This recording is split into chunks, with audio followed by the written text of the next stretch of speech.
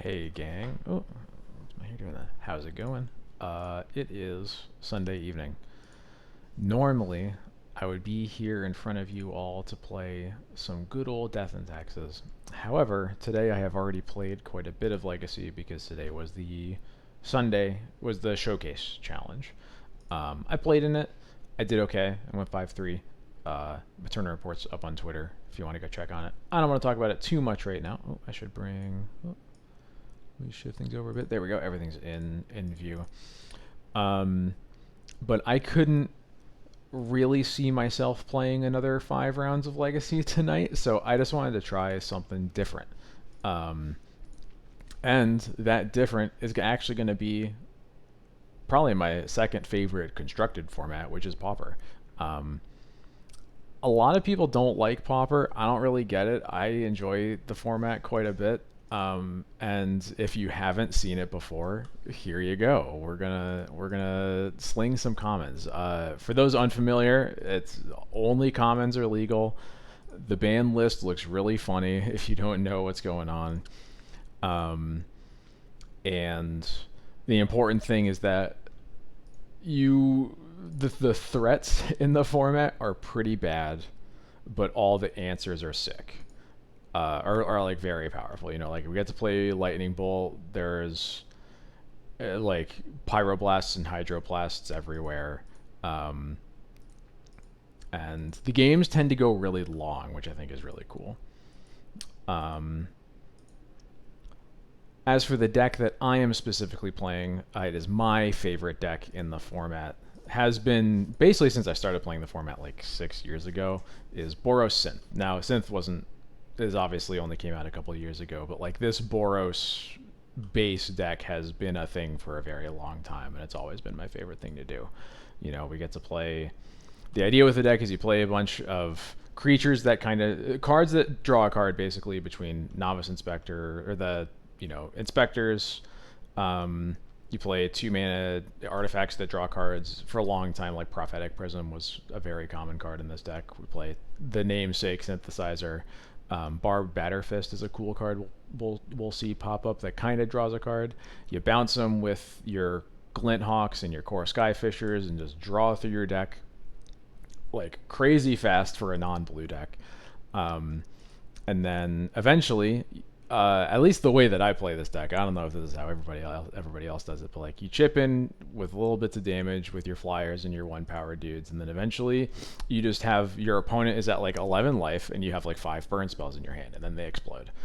Uh, and that's the idea. So I haven't played in a hot minute, so like I haven't played certainly since Novice Inspector came out. I think the last time I probably would have played was around when Lord of the Rings came out because I was really excited about Cast Into the Fire as a sideboard card. So I'm just kind of flying by the seat of my pants in terms of some of the specific card choices here. We'll just see what happens. Um, so yeah. If my opponent is rocking 4x Healing Salve, you know what? They got me. I literally kind of have one in my deck. This stupid Navigator's Compass. I don't know if this is good at all, but like, I figure in the vein of having cool games for, or at least having good games for like a random league I play on stream, I might as well have like at least one card I can bring in against red if it comes to it.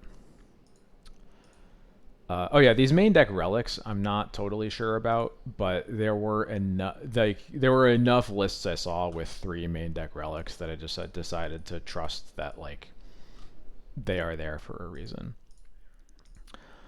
This hand is awkward because you can't cast our red spells. Sometimes you can get away with that as long as you have like a card advantage engine. Like if this had a Lembus, for example, to start drawing cards, I would be totally happy with it. I think as is, I'm going to mulligan though. This hand has the same problem but worse. Interesting.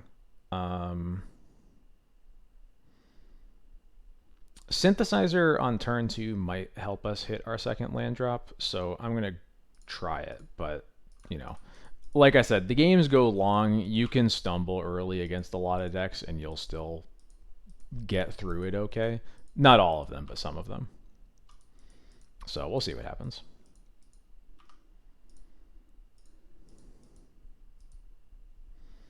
My opponent plays a great Furnace. They are in fact playing effectively Burn. It's the Pauper version of Burn.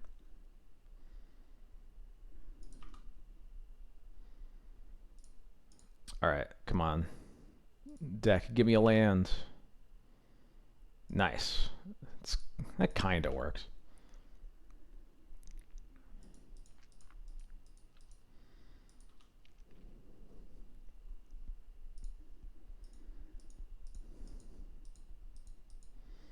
All right, my opponent has Metalcraft online right away.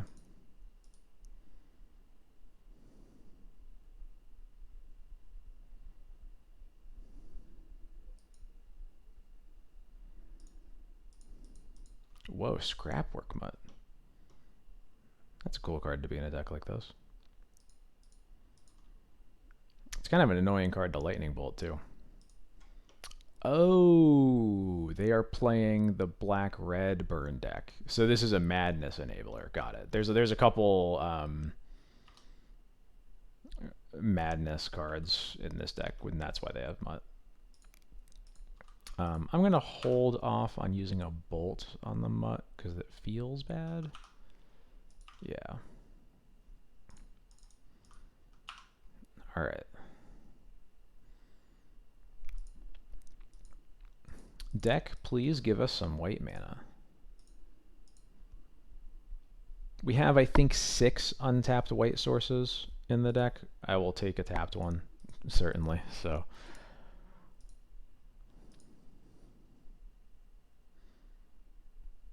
Oh no, they bolted. Yeah, so Barb Batterfist it's basically a 3/1 that just also happens to have an equipment that you can use later. A good card to bounce with the Glenhawks and stuff. All right, this is a lot of garbage in play, so it's looking a little bit rough for us. Like I said, sometimes you can stumble, but not always.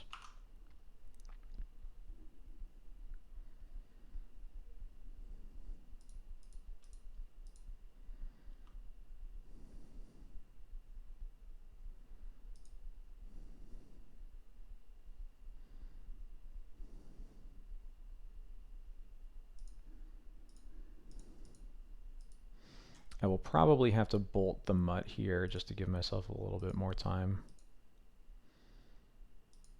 Faithless Looting.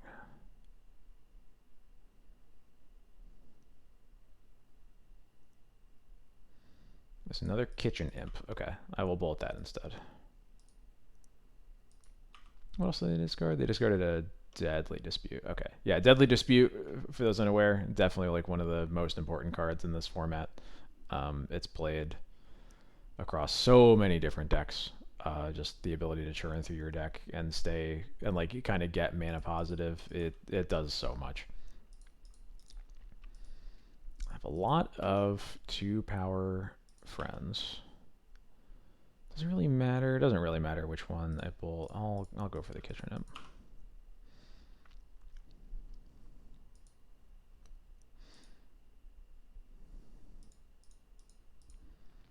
Yeah, Deadly Dispute was an expensive card for a while because AFR was like, oh, finally, okay. I remember AFR was not opened very much because it was like still during a pretty rough part of COVID. Not that COVID's really had good points, but and it was like one of the only valuable cards, or one of the only cards people wanted in AFR, basically. So it's a rough one for a while. So we just need to get bodies in play. So for that, I am going to Glinthawk, bounce my Barbed Batterfist, and play it. Thankfully, we did in fact draw one of our 6 untapped white sources, so we are back in the game. Sure.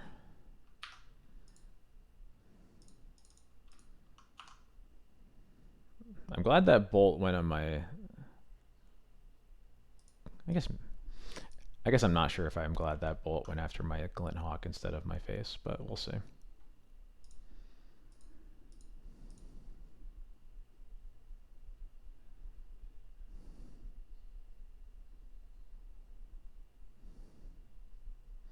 Is it flashback looting probably? No. What the hell is this? Whoa. I was not familiar with this card. That's kind of brutal. They can just deal 2 to me every turn until the game's over? Well, I probably can't beat that. Yeah. Uh-oh.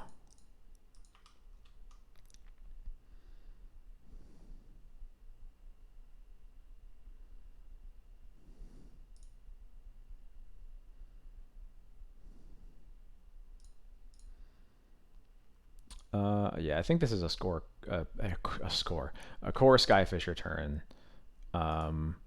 We are going to pick up our land so that we can cast a Glinthawk again. And I think we're going to bounce the Synthesizer here, because if we draw a land, that would be really nice. Or no, we already used our land drop. Never mind, that was dumb. Can you do my name this band spread after this round? I would love to.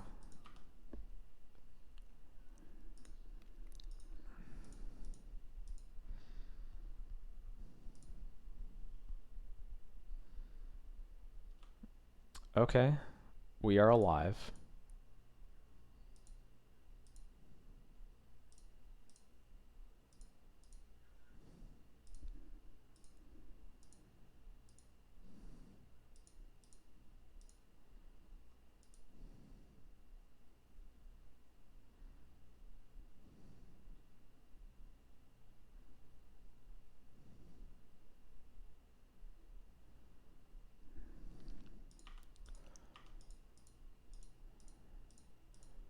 So I think our one out is we need to synthesizer into a... Actually, wait, we can't, because we can't even spend... Yeah, never mind. Lembus here would be how we gain some life, but we can't even spend the mana to gain that life. So, unfortunately, that's going to be it for this game. But we have some good stuff in the sideboard. So we were literally just talking about this dumb card. It's just the quickest way to gain a bunch of life against burn is you just play it and then start bouncing it with all your stuff. My favorite sideboard card in the whole world. We've got... Oh, no.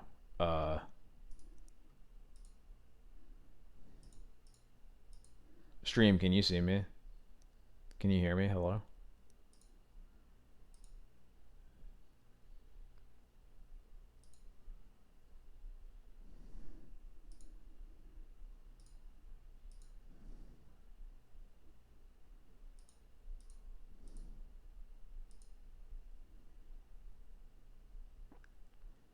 Stream, please let me know if you can hear me, because OBS is implying that we are dead. Very, very dead.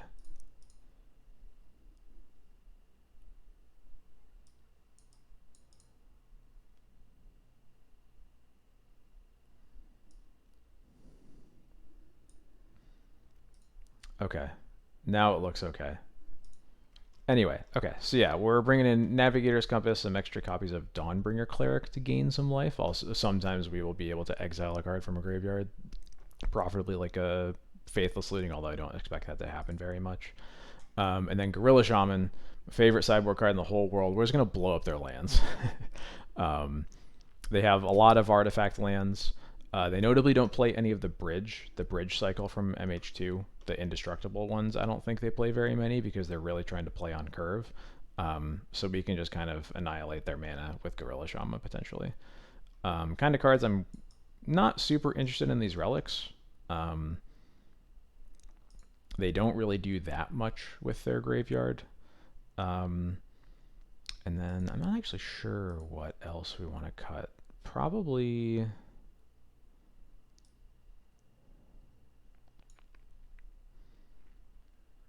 there anything else we want to bring in? I don't think so. I also dragged this makeshift munitions over. This is really good for like finishing opponents off after you've drawn through most of your deck. I don't like it so much in these matches where you really are trying to stay ahead and keep all your resources in play. Yeah, we'll cut a batter fist.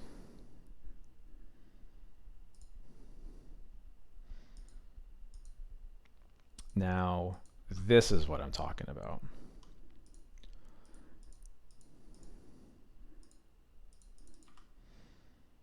Gonna give my opponent a nice little 1 damage there. It's funny, this used to be Windscarred Crag, the one that gains me 1 life.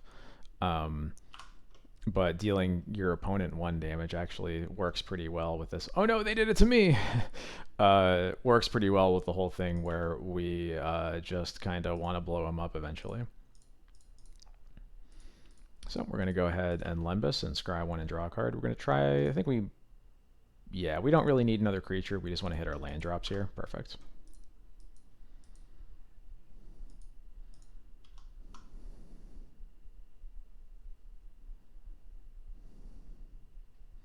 Okay, they do have some bridges. I expected them to have fewer lands that come into play tapped than this, but that's okay.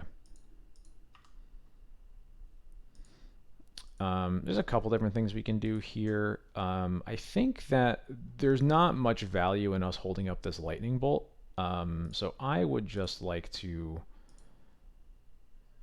Glint Hawk pick up my Lembus. Just be as efficient with our use of mana as possible. We don't really need another Inspector. Oh, the Lembus is fine.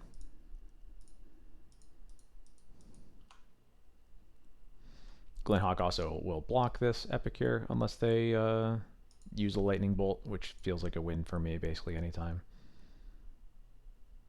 Oh, they have their own Gorilla Shaman. Oh shit. That's bad. They're only going to kill 1, at least. 1 of our lands. I usually wait with this kind of card until I know that I can blow up everything my opponent has before they can untap. So I think that's like a little premature of them to cast it. Because now I just get to bolt it and move on. It killed 1 land. That's annoying, but I can live with it. Because I am churning through my deck very nicely. I like bolt, but I think, again, I'd rather hit my land drops here. Dongbringer Cleric's a nice one.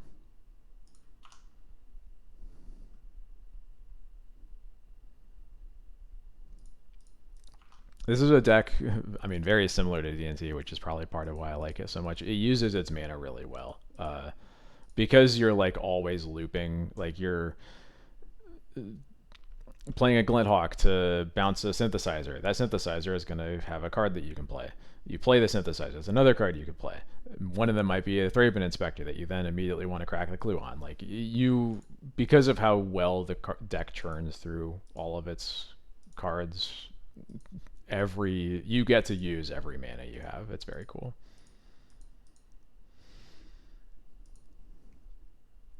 It's true. That is another way D&T is like Phoenix. Get his ass. Galvanic Blast. Okay. I think here I am pretty happy to just gain a couple life. Yeah. I'm gonna gain some life. Have a good blocker in play. Hold this Galv Blast up if they like try to bolt my Glinthawk, and then I can kill the Kitchen Imp. Yeah, yeah, of course.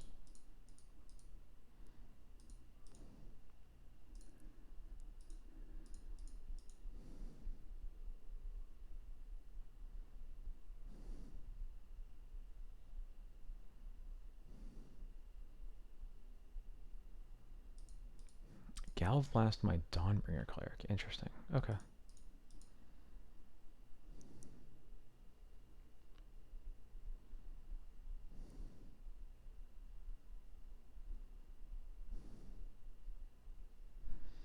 Other Kitchen Imp does not surprise me.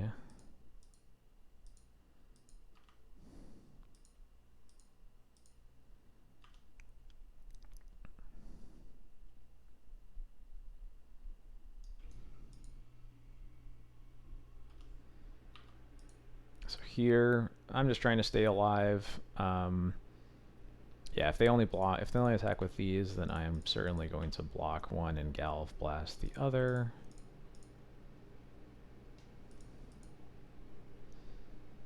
If they had attacked with the Epicures also, I would just take the value block.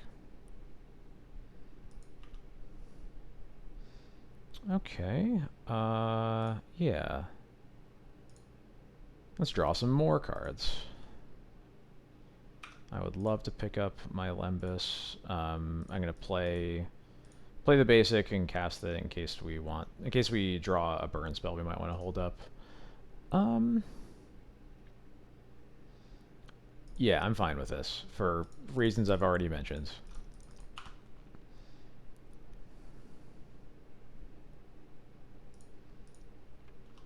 Important thing to mention, I alluded to it last game because we were kind of trying to dig for it. Lembas are food. You can sack them for mana. They will then shuffle back into your deck, which is kind of cool.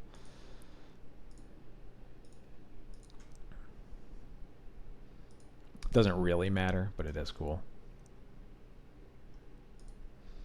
We have been drained for 2.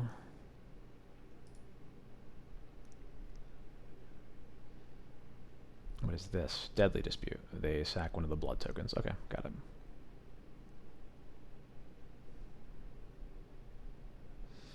Bread Elixir of Immortality. I think it's something. I like it.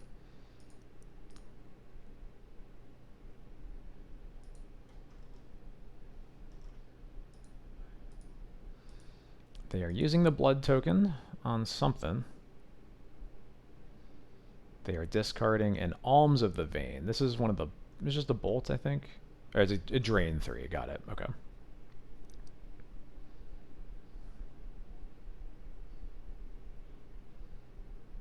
Well, they are tapped out. They used all their mana, so that works for me.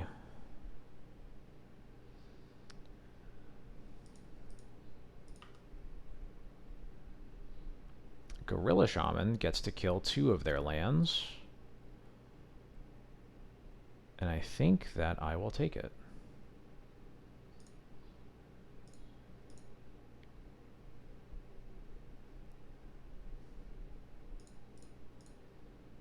They have 4 cards in hand, so this will certainly limit what they can really do.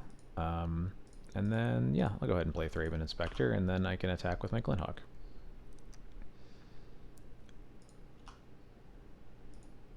So that also notably turns off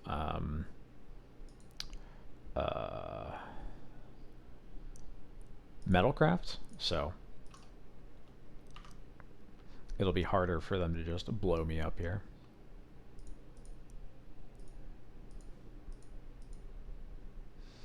I'm almost certainly going to have to spend some of my mana on cracking some bread next turn, though. Chowing down.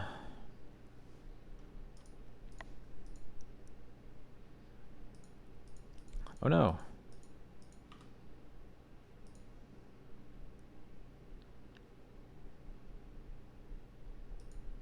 I am very happy that's killing my Gorilla Shaman as opposed to doing literally anything else. And they drain me for 2 again. Got it.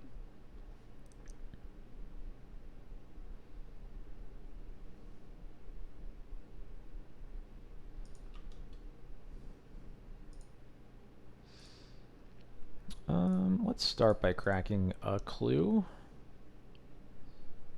Synthesizer. I think I am not gonna crack not gonna play Synthesizer. I think it'll be a much better play next turn. I think that I really want to crack one of my food right now, and then I'm gonna hold up the other 2 mana. I'm gonna hopefully crack a clue, but I'll keep my food activation up just in case. The Synthesizer also makes me less worried about eating this food if I have to, because I now have another artifact that I can chain together with Glinthawks and stuff if I need to.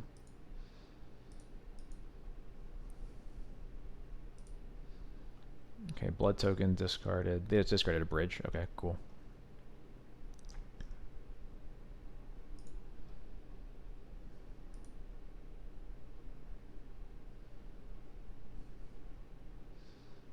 Galv blast my face.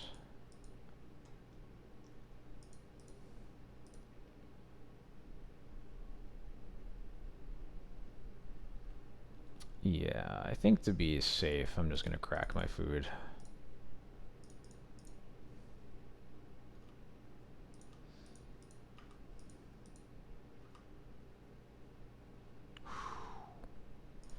Yeah, we'll start with that. Got a bread loop going here.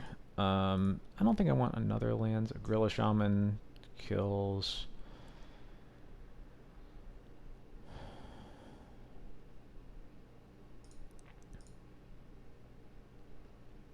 Yeah, I'll take it. Oh, they're just done. Okay. This game doesn't feel over, but okay. I'm gonna think about these cast into the fires. They have bridges. Um,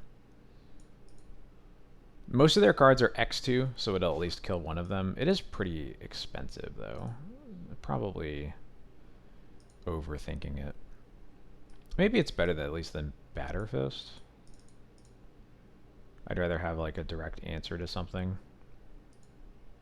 Right, it can't. Right, it's one to two. It's one to two different things. Never mind. Yeah. Yeah. Never mind. Thank you.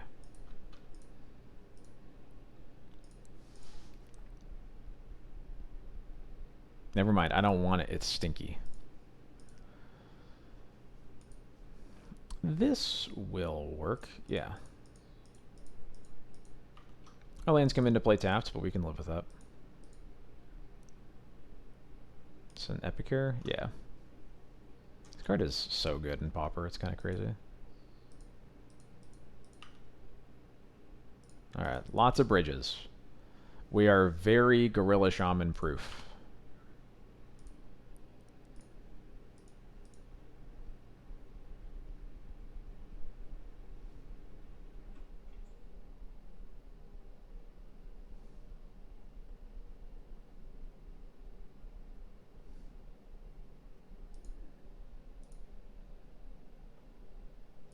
Notably, I think we only have... I think we have 4 total non-indestructible artifact lands. I think we just have 2 Ancients and 2 Great Furnace, so... Gorilla Shaman is not actually that scary for us. I know, it's not D&T. I'm so sorry, crowd. You're gonna have to live with me.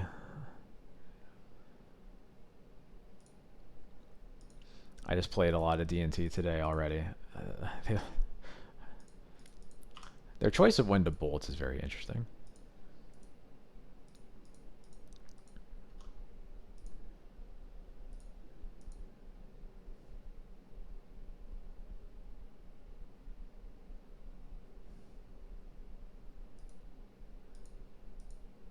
But hey, as we were just talking about, it is not unlike D&T in a couple ways, and not just because we're playing white cards. It's like it's a deck that wants to go long counterintuitively, and it has a very different kind of unbeatable end game because it. I want to clarify that's in quotation marks. Just with the way this deck wins a lot is you just like draw through your deck a bunch and then have 6 burn spells in your hand and your opponent explodes. It's very fun.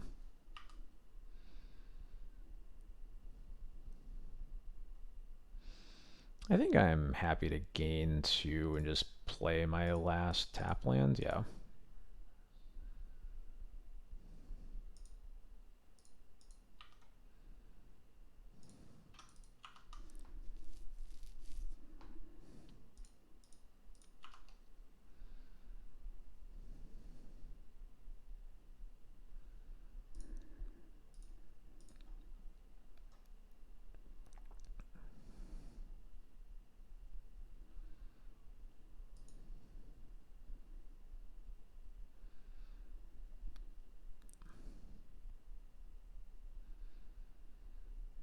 Okay.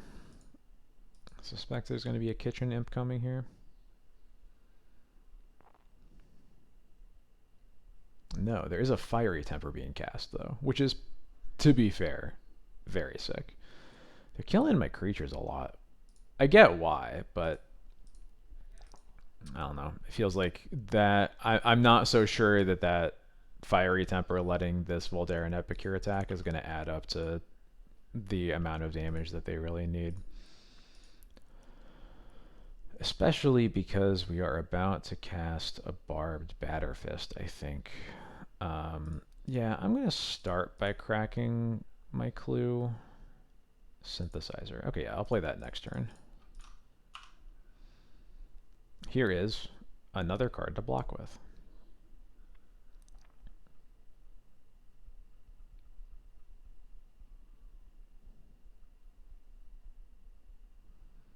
Cast down. That's not a burn spell.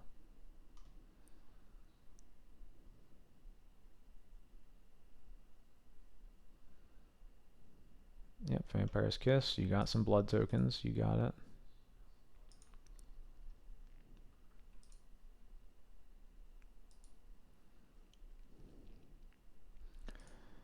And now Synthesizer's about to go off. Ouch. I'm at 8.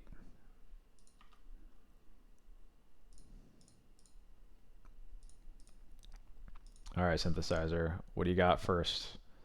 Core Skyfisher. Hell yeah, let's go. What do I actually want to pick up here?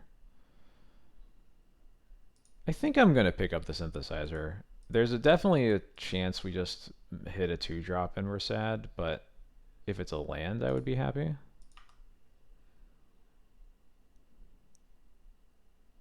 Another Synthesizer. Okay, that's another thing we don't really want.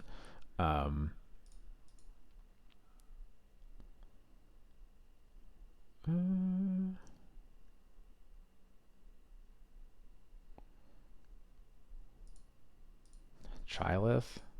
No. I'm just going to put another Glenhawk into play.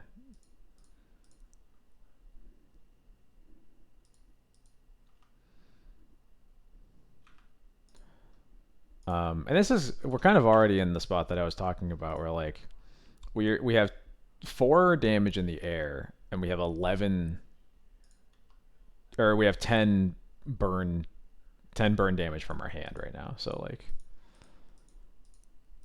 it does not take very much more for our opponent to just die. Obviously we have to live. We're at 8 and they are playing what is ostensibly a burn deck, and they just cast another Galvanic Blast on us, so it's not looking great, but at least they now don't have Metalcraft, so Galv Blast off the top does not kill us. But I would really like to find a way to gain some life. I think there's like 5 cards basically. Okay, cool. I'll take a lands.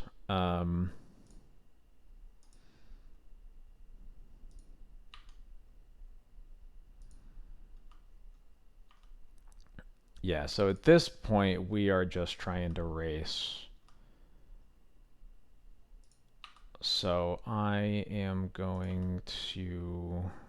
Yeah, I'm going to cast this Batterfist.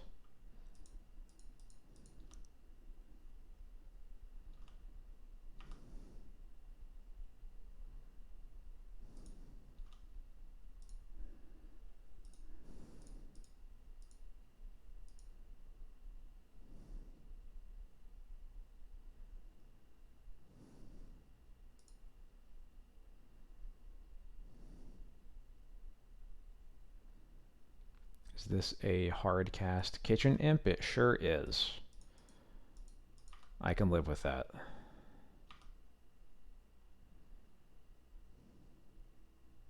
It's like they're not going to not attack, are they?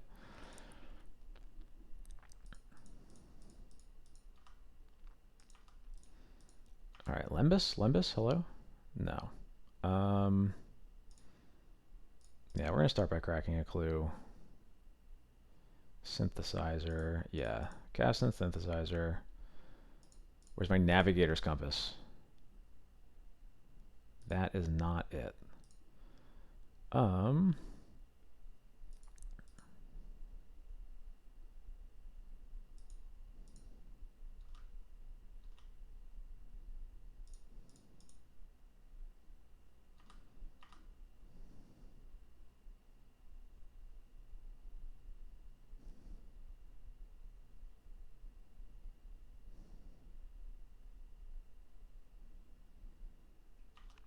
Alright, our opponent will be dead next turn, as long as we live. I'm going to play my Garrison. We'll pick up Great Furnace. And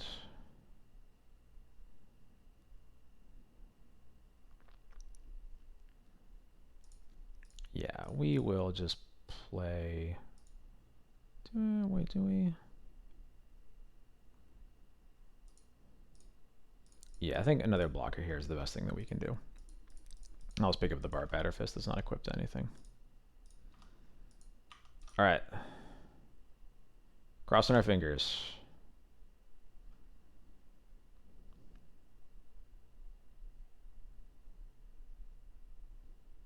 That's a scary one.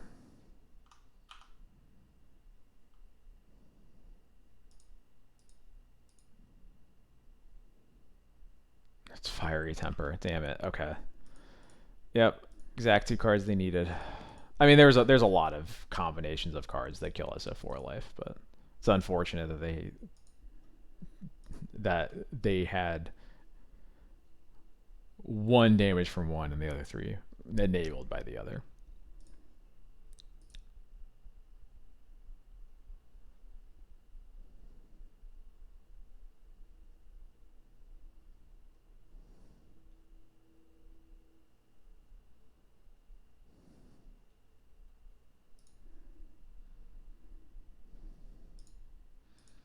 All right, let's see what happens this time. Yeah, that sounds good. It's a little slow, certainly, but... Oh, wait, I forgot to do... I went too fast. There was a request for a Name This Band spread. Can you send it to me and I'll do it while sideboarding? The list is in the Stream Decker.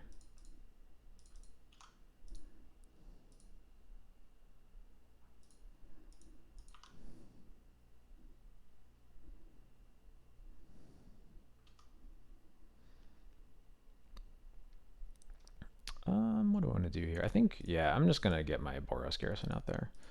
So opponent is playing Caw Gates, which we will understand what that means soon.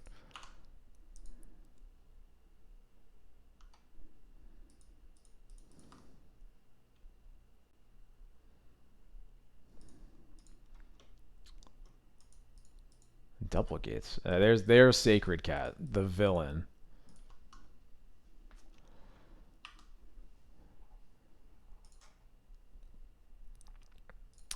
Yeah. So this matchup is weird. I'm gonna keep that on top because my opponent has the inevitability here, because they play 4 copies of Sacred Cat, and there is a particular there's basically gate synergies in this deck. Wow, they just have all the sea gates.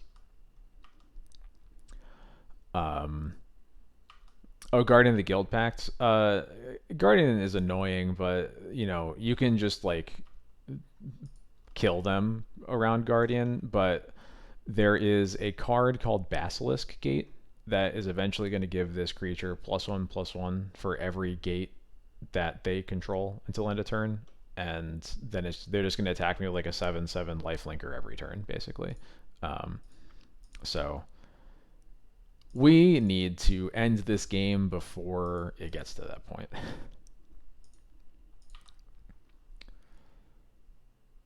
Another synthesizer, huh? Sure.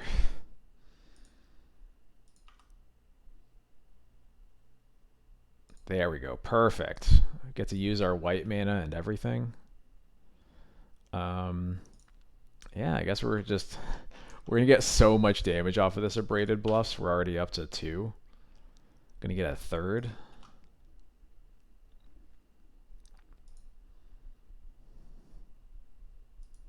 It's possible that was actually a turn where we really just wanted to pick up or play Glint Hawk. There it is. It's over. Bros, it's over.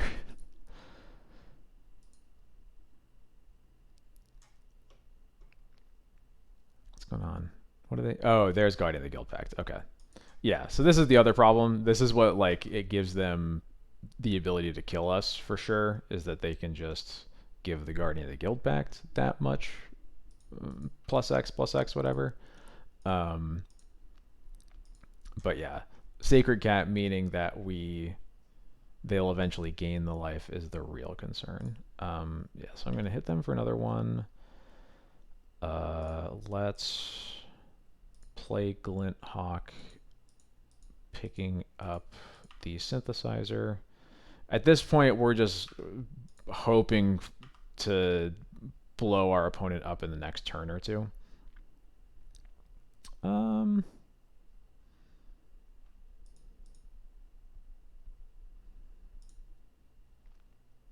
Yeah, I can cast that.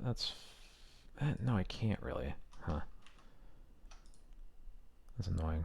Or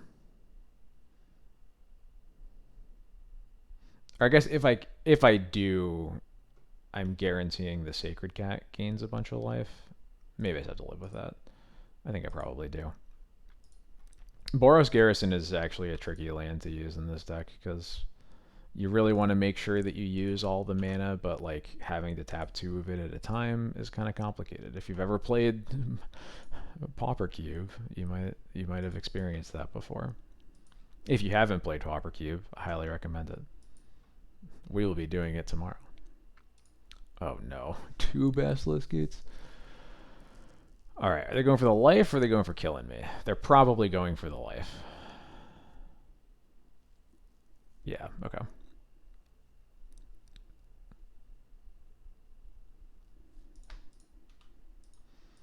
It is in fact a 6/6.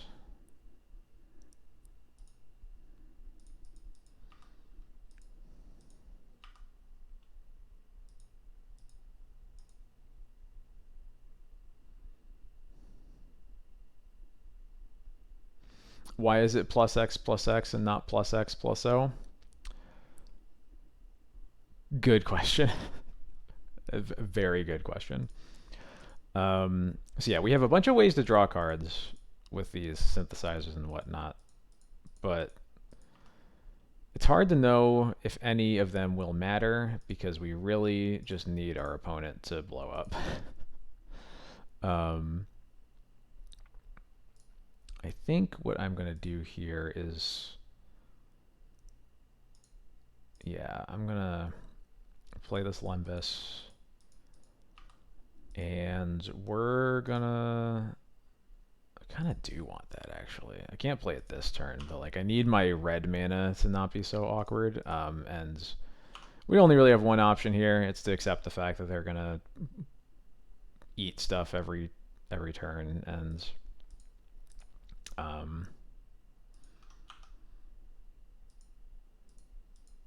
yeah, basically. Another gate. So what's probably going to happen here is, oh wait, this is actually a really important opening. Basilisk Gate can only be activated as a sorcery. Since they just played a land tapped, it lets me use Lightning Bolt on the Sacred Cat, and they can't gain life through the cat this turn. Even if they bring it back, it's not going to get Basilisk gated. And that is a really good opportunity for us to maybe kill them next turn.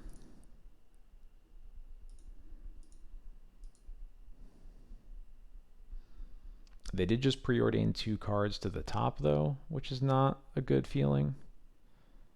Is this another Guardian? It's another Guardian. Okay. So we are dealing our opponent 3 damage in combat right now. I guess we could go up to 4 from the Batter Fist. Let's start with a Synthesizer.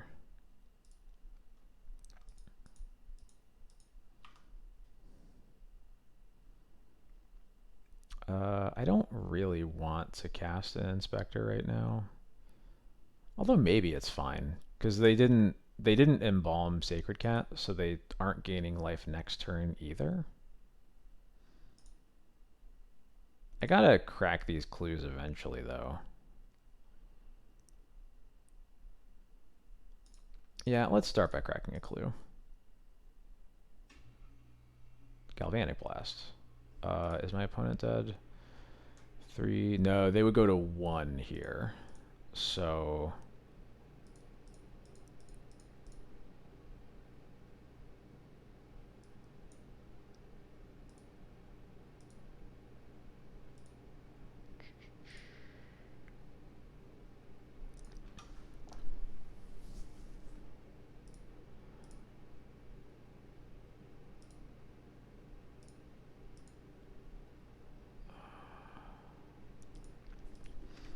we are, in fact... Yeah, so, okay, yeah, we do have to just gain life from both Lembus. You are right. There's no reason to attack with those, really. It gets 1 extra damage. Yeah, we'll just Glenhawk them.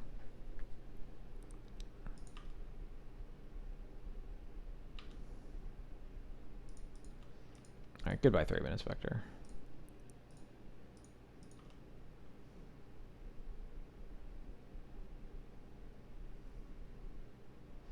Yeah, it's 6, 12. Okay. Yep, they embalm. That's fine.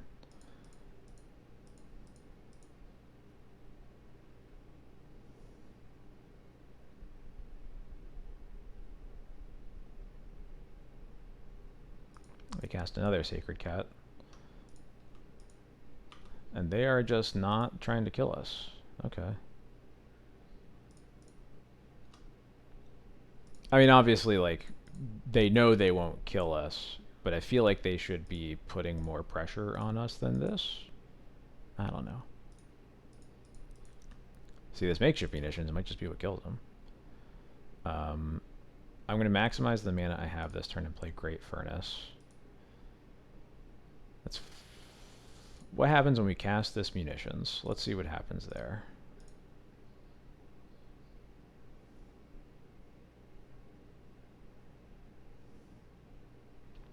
This might incite a counterspell, which clears the way for us to end their life, I think. Yep, there's a counterspell. They just have 2 colorless mana left. We move Barb Batterfist onto the Glint Hawk, attack for 3, they go to 8, and then, yep, the 2 Galvanic Blasts kill him.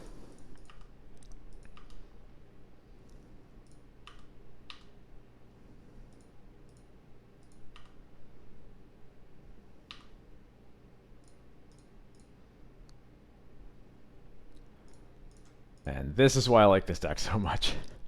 Okay, sideboarding. Before I go to the sideboard, we're gonna look at a tweet from my wife. Thought this was gonna be funnier. Name this band spread, but it turns out there's 438 of them. Hold up. There's a spoiler in here. Let me try to zoom in. There we go.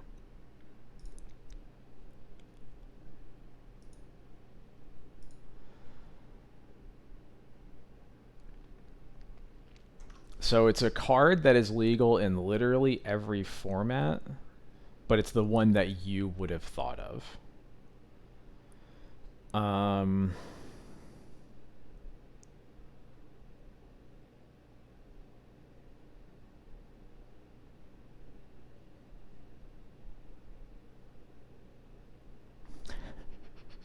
Is Thraben Inspector an historic?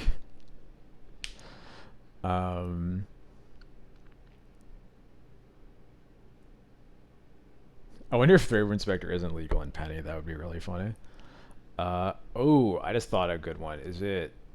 Could it be a braid? Because of the new printing in Ixalan. Again, I don't know if that's legal in any of the dumb Magic or the dumb arena only formats. It is a braid. Hell yeah, let's go. Okay, let's get the sideboarding real quick. Um, as for cards I want in this matchup, there really aren't many. Their deck just kind of does one thing pretty well. Cast into the Fire is okay just for clearing out Sacred Cats, but that's about all that it does, um, which is not really that exciting. Um, we could bring in Destroy Evils unironically. It's a way to not have to use a burn spell to kill a Sacred Cat. They also play at least a couple enchantments, like the Modern Age or whatever it is. This Dawnbringer Cleric doesn't really do anything. I guess Cleric can exile Sacred Cats, which matters. But we already have a lot of relics, which makes me less excited about having Dawnbringer Cleric for that. I don't know. I don't have like any time. I'm just gonna bring in a Cast into the Fire. How about that? Oh god. There we go. Pauper, in fact, mentioned. How's it going? Very unsure about this sideboarding, but we'll figure it out. Bone Splinters does meet the criteria. Interesting. Yeah, that makes sense. I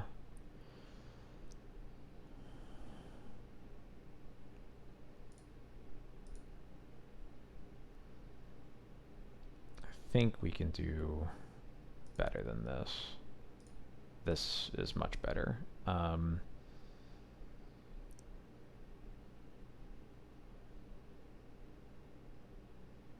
gonna get.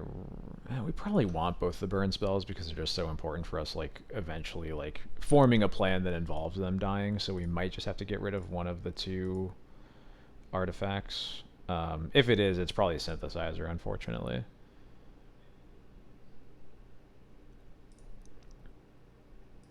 Or can we keep the synthesizer?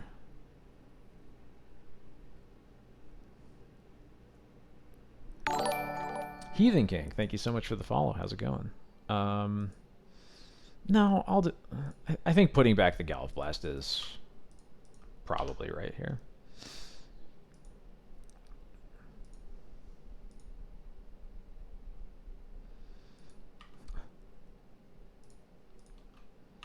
Of course, we immediately draw another synthesizer. Oh well. I am really disappointed that the Gathering does not have any Pauper. Just feels very strange. Literally just drew all. Oh, I gotta close. Gotta close this. There we go. Just drew all of our card advantage artifacts. Yeah, we really need to hit our land drops now, so I can't take that lightning bolt either.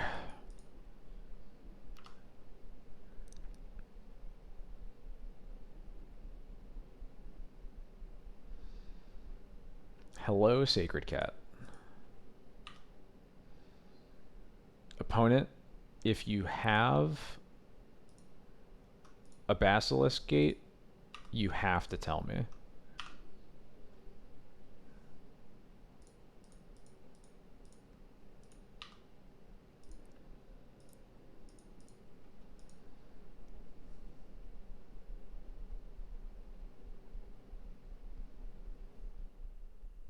There it is, the Modern Age.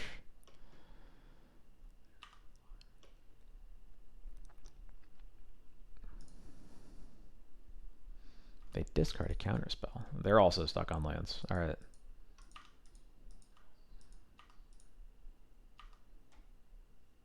Ooh, all right. I'm gonna see if I can find a comes into play tapped lands to get more value out of the land drop. I don't need another synthesizer, please. Okay, cool. How was the challenge? It went fine. I went 5-3. Certainly, like in a result that I can't be upset about. But the losses that I had felt bad. I think is the way to look at it. I got 33rd, just out of top 32. 33rd, I am enraged about. Let's be real. Heapgate. That's the yeah. That one's whatever.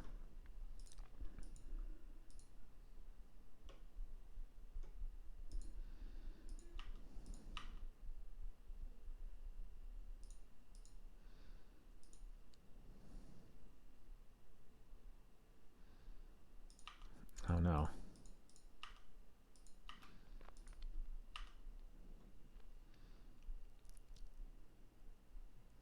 All right, we're gonna synth off for a little bit. What do we got? Planes. I'll take it. Glenhawk.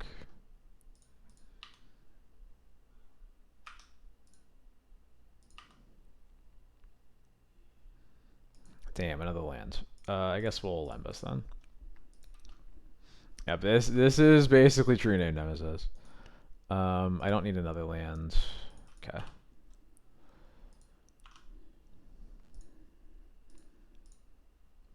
Modern Age also turns into a 2/3 flyer, which is very annoying for my Glinthawk. No, not Protogenesis. No. Oh god, they're dusting me? Gross. Alright. My emotions are valid, but I can't hit or bite, but I can take deep breaths or draw an angry picture. You know, drawing an angry picture sounds really nice right now. Thank you so much. I really appreciate the validation. Oh, hell yeah. Let's start with the synthesizer.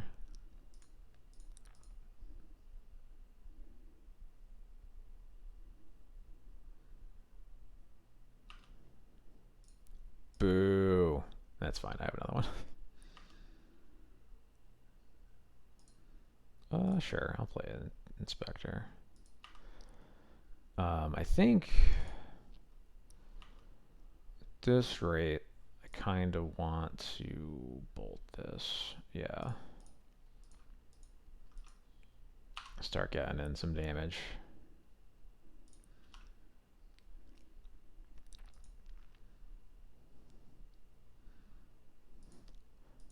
I could barely draw an angry picture without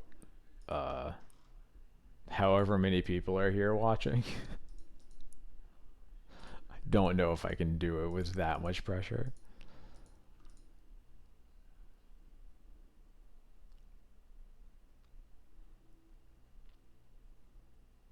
Another dust to dust. Okay. That synthesizer and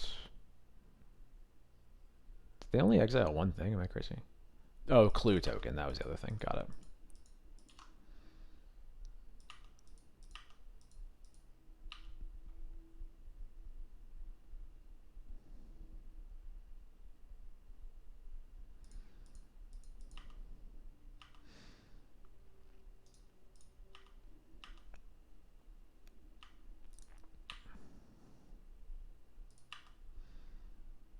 All right, as long as my opponent is not finding their Basilisk Gate, we're still in this.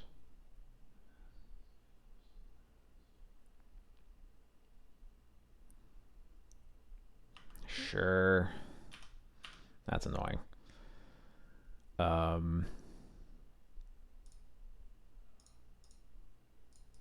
right, we'll do that. Well, my opponent's down to one card. We still get to draw like at least one extra card next turn. Yeah, it's highlighted on my end.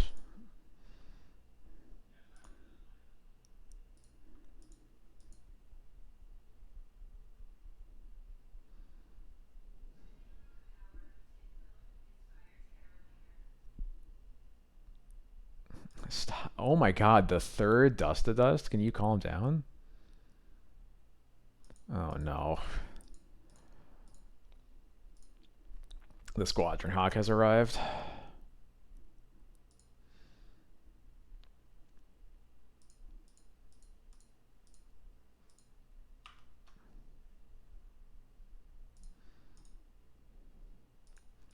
My opponent definitely should have killed this Lembas, but I'm not going to complain.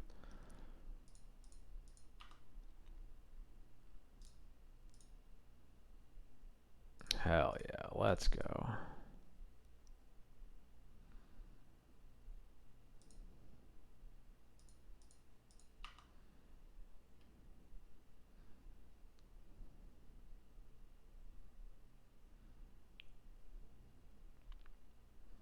I think I should pick up an Inspector here. It's basically the same thing, except I get to use this last mana, so.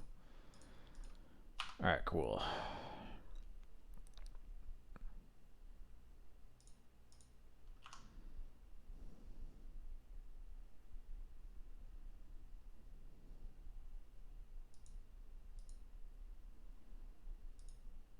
So my opponent may have 4 Squadron Hawks in play next turn, but I still have 3 2/2 or bigger flyers, or 4 2/2 or bigger flyers coming next turn.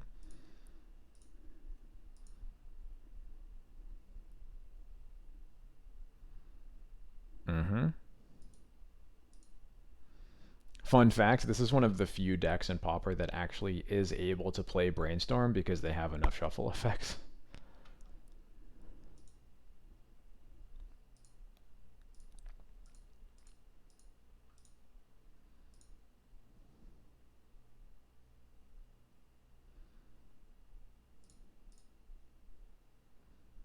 Yeah, sure.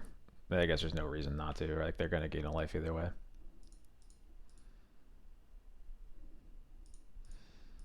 Yeah, Coggates is very good. It's not exactly my style, but it is undeniably a good deck. Boros Garrison. I do get to get an extra damage out of my abraded bluffs that way, which is pretty sick. I think I just want to cycle this relic right away.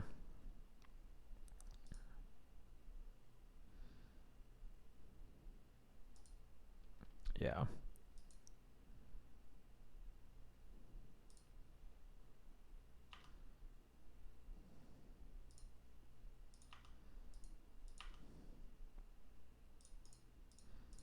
right, all the flyers.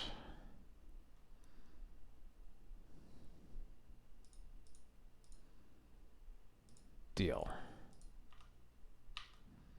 Still at 3, so in bolt range. Not in Galv Blast range because I have like no artifacts left after all those Dust to Dusts. God, I cannot wait. Pauper Cube is the best. There's the last Squadron Hawk.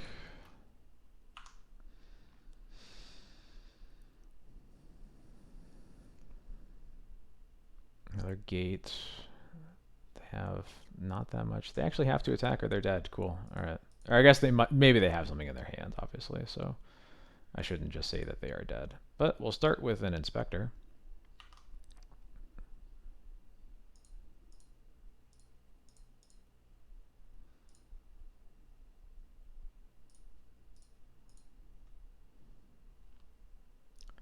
Got an answer for that one? All right, cool. How about this? Abraded bluffs for lethal. Let's go.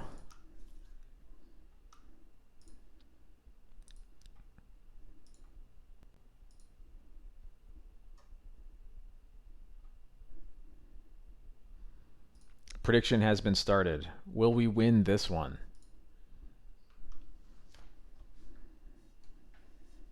Please get your predictions in. You got 5 minutes.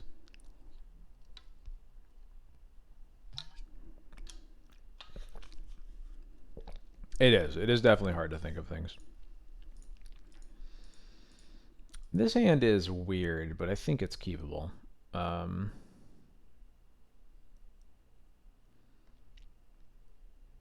Yeah, we have enough like card advantage. Like we have enough draw rocks, I think, to deal with the fact that we don't start off with one because at least we get to cast all our spells. Hey, cool. There we go. Round one was against Madness Burn, basically. What the hell is this? Okay, this one's new to me.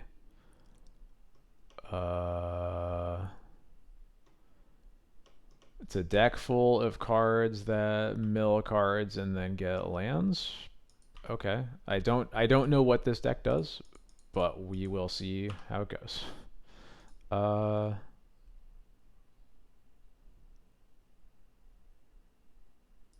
yeah. I was literally thinking of joking that it's Pauper Analyst.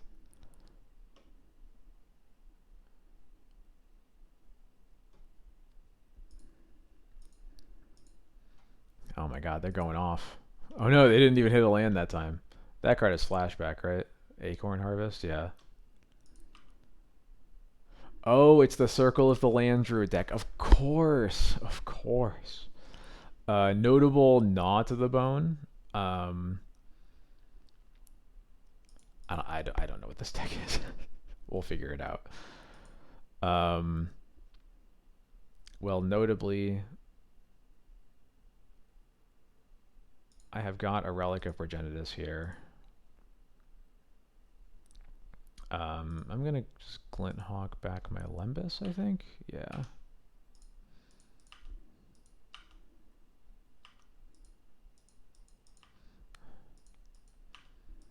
Oh yeah, yeah. Lands to hand, of course, of course.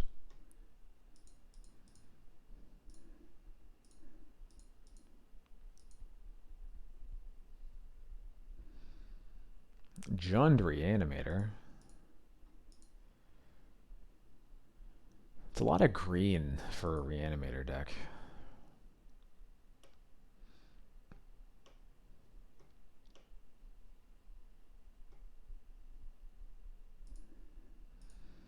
Time to do the very fun thing of tapping Relic every turn. Green black with sideboard red cards. That makes sense to me. The being base more so green than more so black is what surprises me. Ooh, Flaring Pain. Oh, you saw it in paper. Ooh. All right. Let's see how it goes. Conduit Pylon. Surveil 1. I see. Oh shit, Lotless Giant. Okay, it's all coming together. Got it. Understood.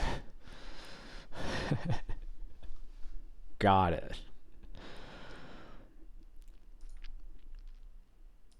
My opponent is paying life for Acorn Harvest. Got it. So presumably this deck has a playset of Dread Returns in it. I'm guessing that's what happens.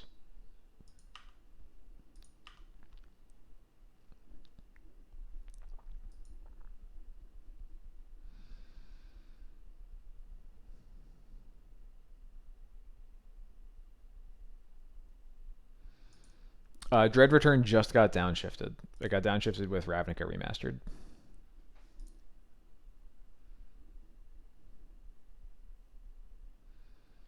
What do I even want to do here? I think I'm just gonna... I really want to play this Core Skyfisher, but I don't have anything good to bounce.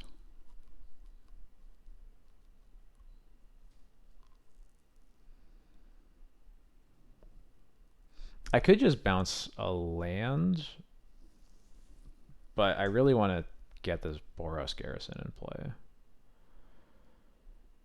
It's kind of interesting. I could just bounce the Glint Hawk, I guess.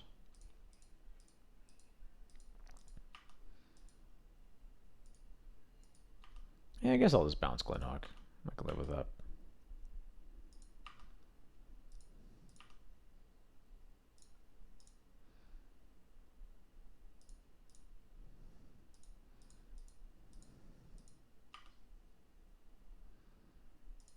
Bounce Glint Hawk, Boros Garrison, bring back the Great Furnace.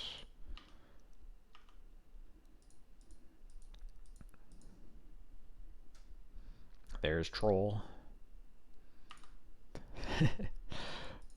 Who was that? I legitimately don't remember. Oh, wait, was it Trilith actually? I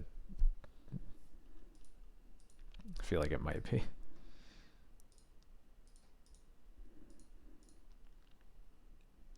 Dread Return is here.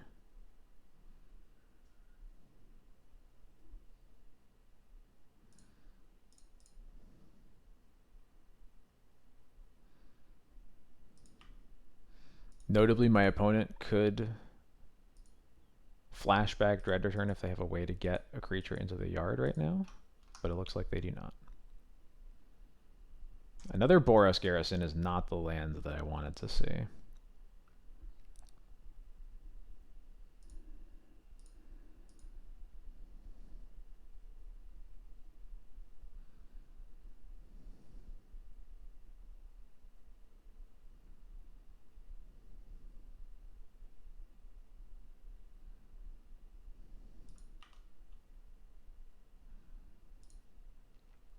Yeah, I really...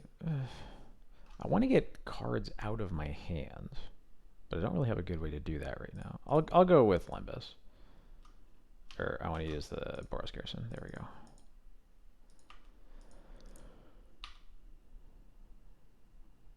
I really don't want another one of those. I don't want another synthesizer either. Give me a break.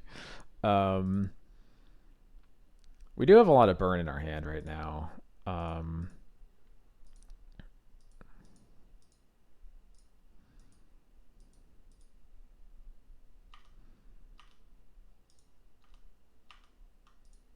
I think I'm happy to do this.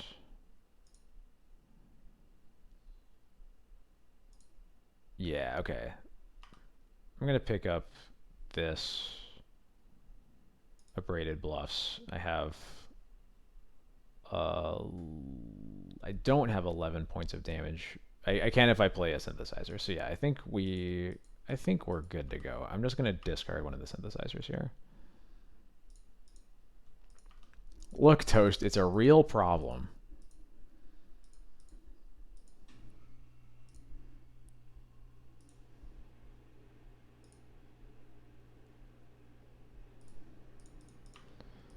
Uh-oh, Scrapwork Mutt.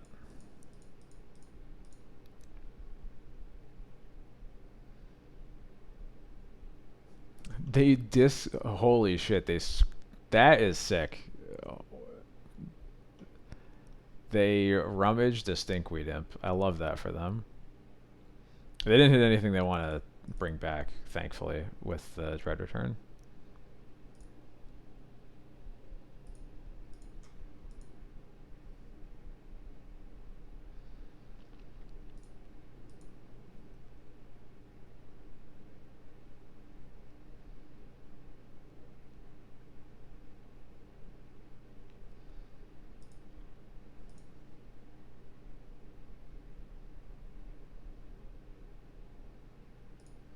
Dread Return on Satyr Wayfinder. Yeah, you got it.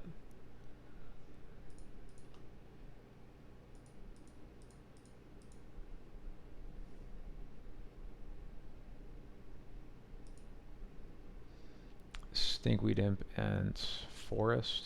Okay. Yeah, they need a Knot of the Bone if they want to live through their next turn. You are in the right place. Hello. How's it going?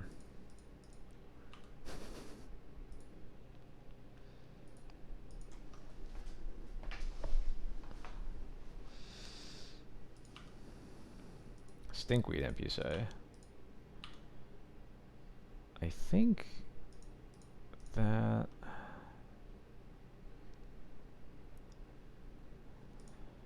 That's fine. Yeah, I'm just bolting them. Oh, Great Furnace is perfect. Hello? Yeah.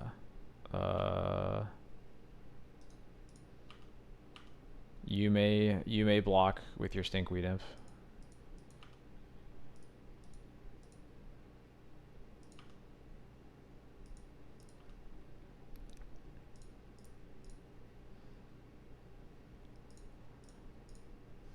I love Galvanic Blast so much. It's such a cool card. Yeah, triggered Death Touch. They just don't make them like they used to. All right, Dawnbreaker Cleric's definitely coming in. Maybe I want Destroy Evils for like when they reanimate trolls. I don't know. I am extremely unfamiliar with this matchup. This doesn't feel like... Actually, do I want makeshift munitions? I'll keep it. I think I'll cut at least one Batter Fist. Might just cut all of them. It is a very cuttable card. And yeah, because they also have... They had like multiple ways to put like 1/1s into play, which makes making a 3/1 not feel very good.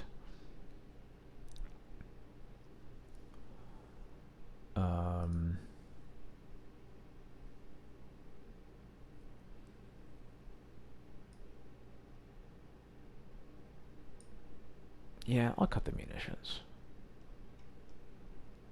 Let's go with that. Vibes are great. We are doing pretty well.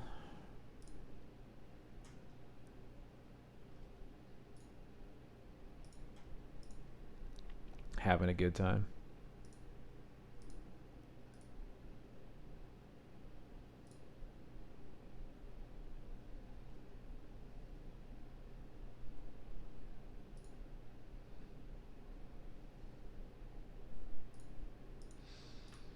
We at least have a Dawnbringer Cleric, although we don't have a red source, which doesn't feel very good.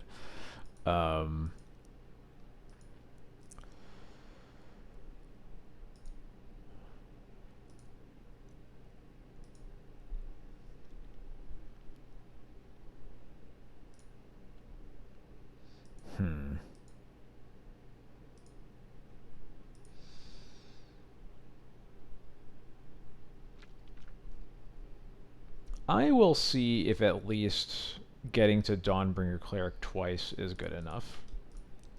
Or we'll just like draw in Abraded Cliffs right away and then everything will be fine. Not quite, but same idea.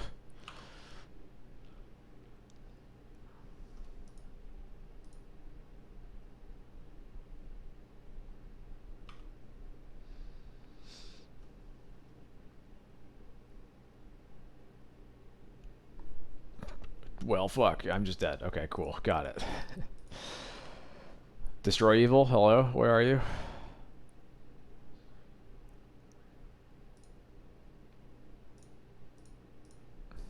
I think I'm getting scammed actually.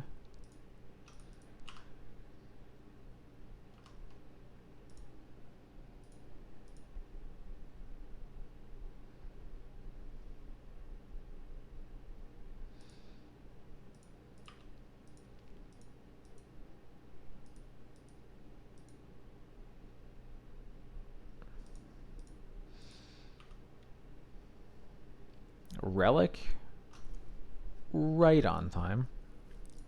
All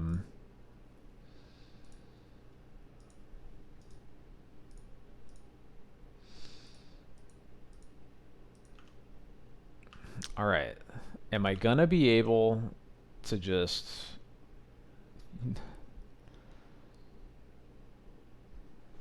Generous and... Oh, no. No. No, please. I'm begging you. All right, this is not good. That's very, very bad.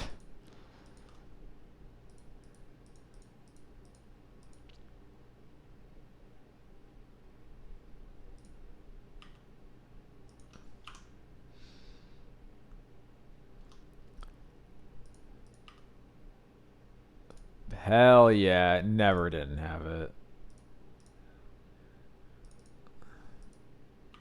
What was I even afraid of?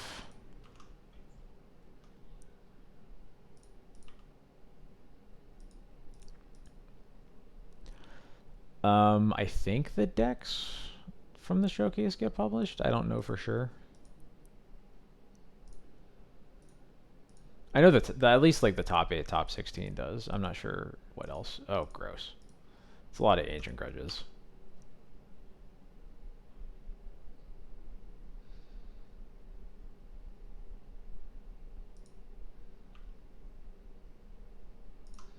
Nice. Okay.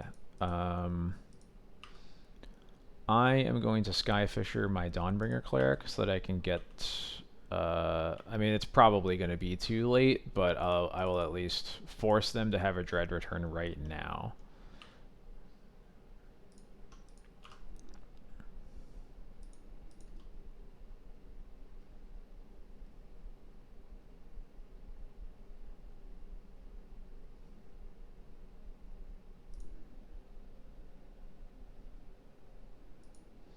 Yeah, there's a Dread return right now. Got it.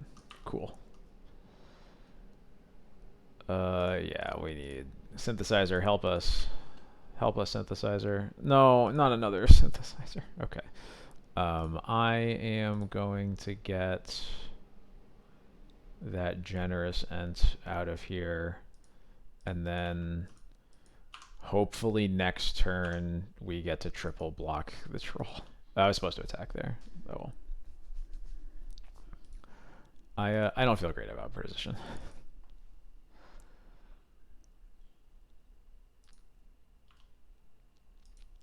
At least if we triple block, we get to keep one of our creatures.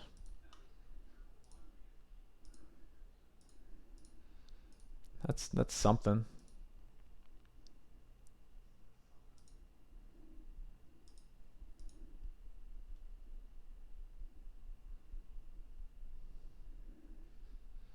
Look, whatever you're here for, thank you for being here. No, stop.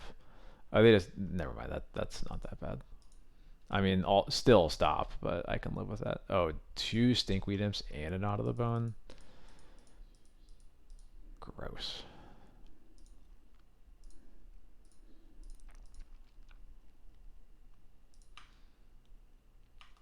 Yeah.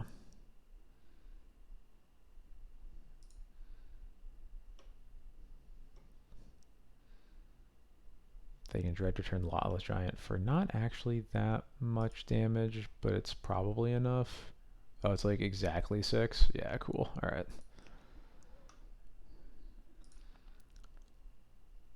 I don't think that I change anything. I think I now understand what kinds of hands I can afford to keep, and that was not one of them.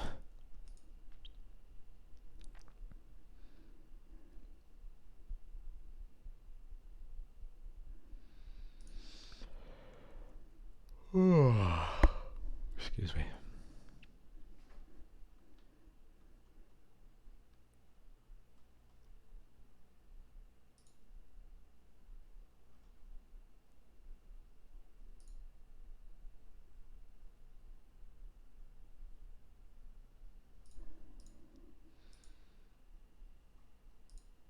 I have a Destroy Evil, but I have not the best form of graveyard interaction. I don't like that both of our lands come into play tapped. That might be a non-starter here. Yeah. Well, can't keep this either. Can't keep this either. Okay, yeah, we're just doomed. Okay, this has many of the things we want. I guess I can just get rid of Destroy Evil when I'm playing turn 1 Relic.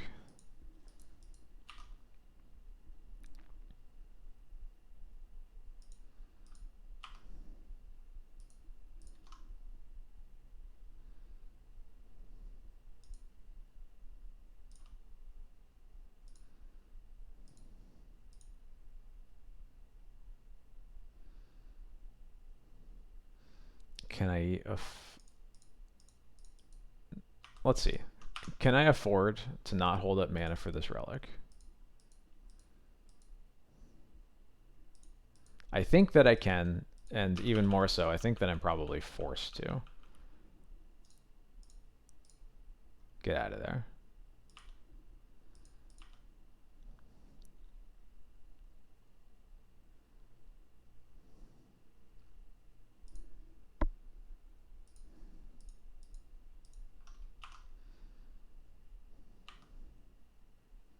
Yeah, that's kind of where I was coming from there.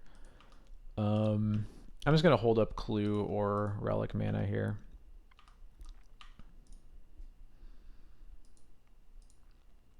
Playing Synth with only one white mana open is just asking to not be able to cast a spell.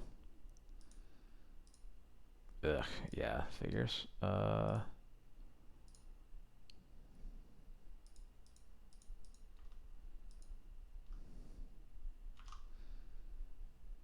Well, that's at least a potentially valuable card to Dawnbringer Cleric here. Really do not want every artifact that I play to get destroyed.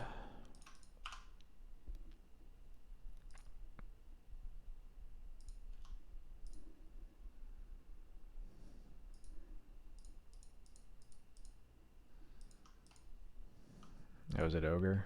Are we dead?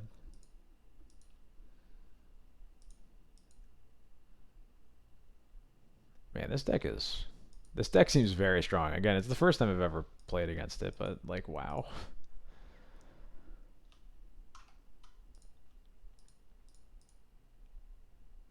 There is a Dread Return. They did not find an Acorn Harvest, which is what would have been the big concern, but they do find an Exhume. Okay.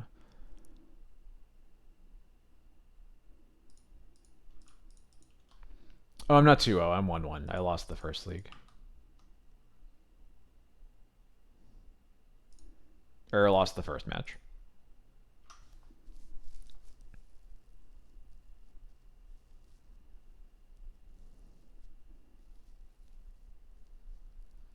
Alright, Synthesizer saved me. That is at least a thing we can be doing. Yeah.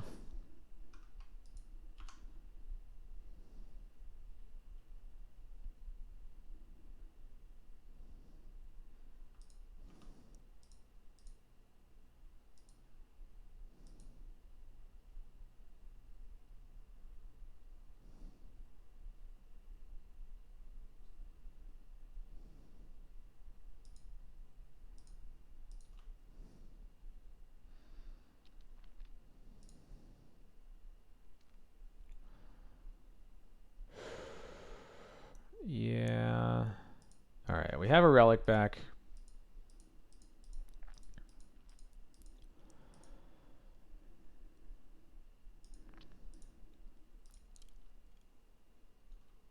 Gonna take at least one more hit from the troll, but I might have the room to play a Skyfisher next turn. This deck used to play Journey to Nowhere, yeah. Used to play like 2-ish copies somewhere in the 75. But I do have 2 Destroy Evils. I think for the most part, Destroy Evil just kind of replaced it. This hard cast Generosent. Well. Uh,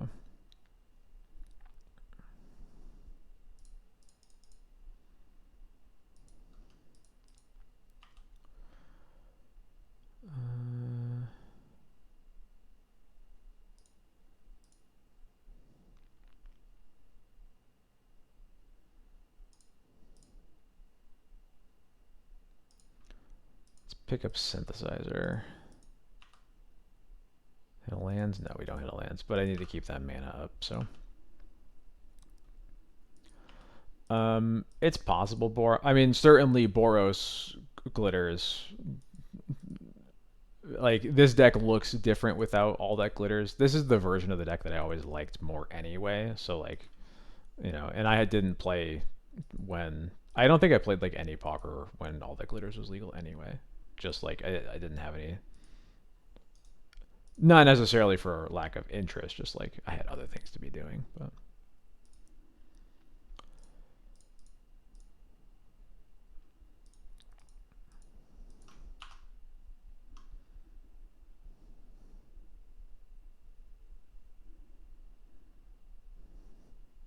Hey, I liked Bread Elixir of Immortality. Whoa.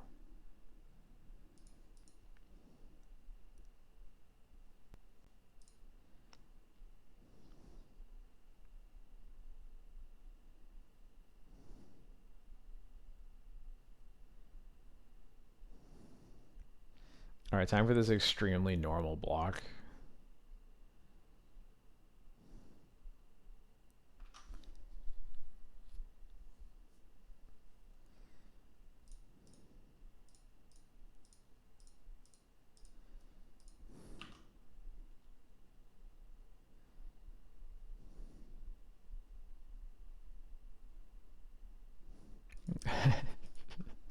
Yes, it is in fact a very normal amount. All right, we're at 2, and we need to find an answer for this generous end. I guess we have chump blockers in play still, but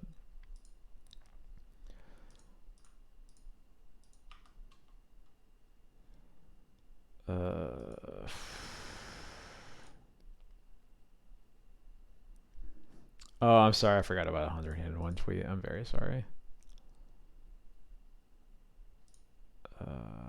Get out of here, troll. None of this feels good. Nope, that's not what I want. I want this.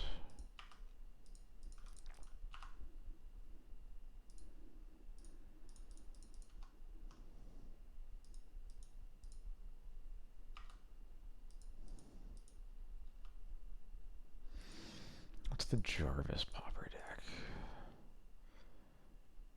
Probably Caw Gates, if I had to guess.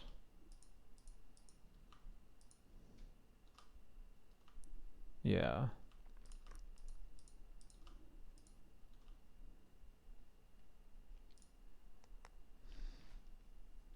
Grixis Affinity is the other option. It's one of those two.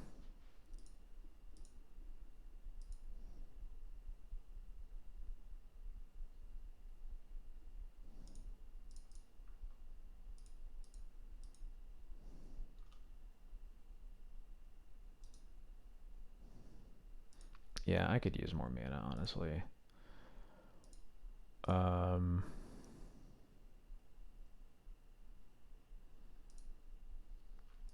Okay, I guess we have this generous sense under control just by having a million chump blockers. We just need nothing else to happen, basically.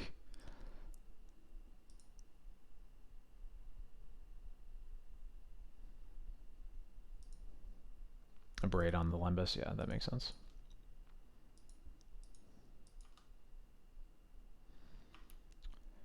What do I want to pick up? I think I'm picking up the Dawnbringer Cleric here, yeah.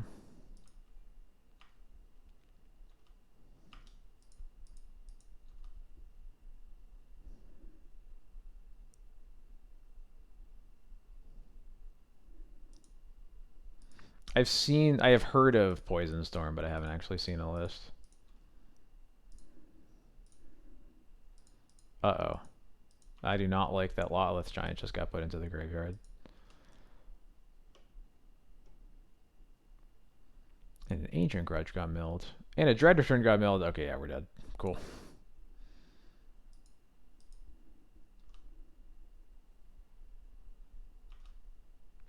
Well. Yikes.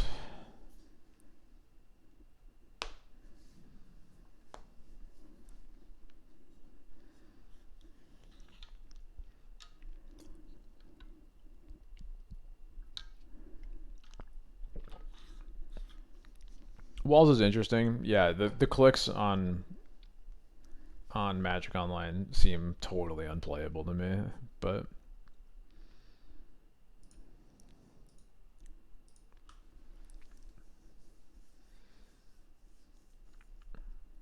it's probably good.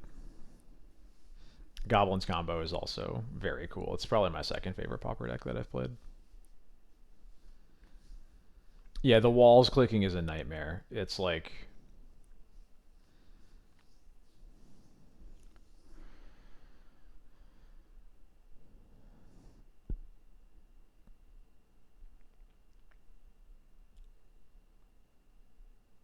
I think the big problem is like the walls clicking involves clicking several different permanents multiple times. Yeah, Goblins is first day of class combo.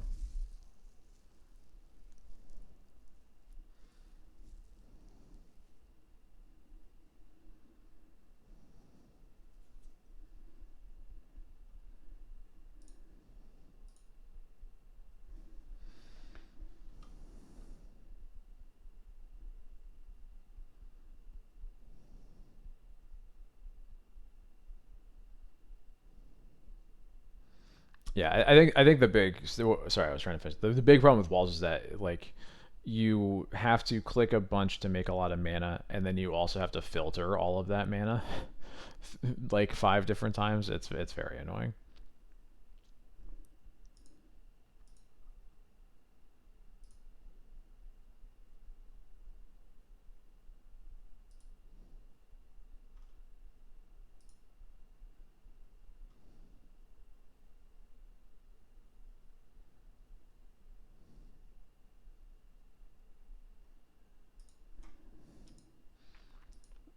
This hand works. I will keep it.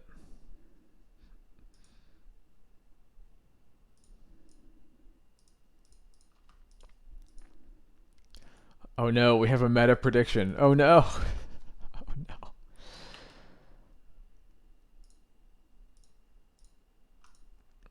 All right, Relic. Mist Vault Bridge means almost certainly playing against Affinity. So Jarvis, if you want to keep your eye out on this one. Blood Fountain, classic, classic.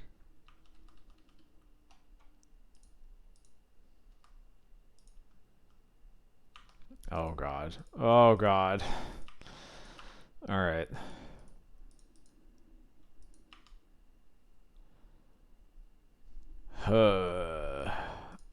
Yeah, we're just starting with a batter fist.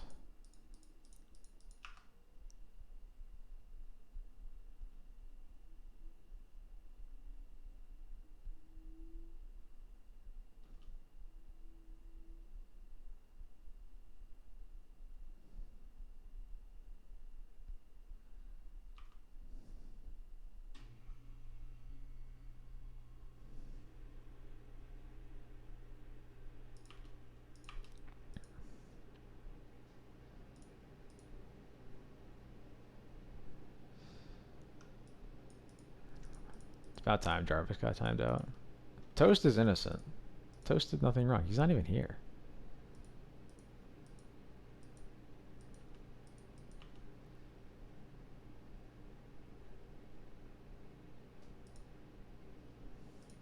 Oh shit, Toast is here. All right, maybe we time him out.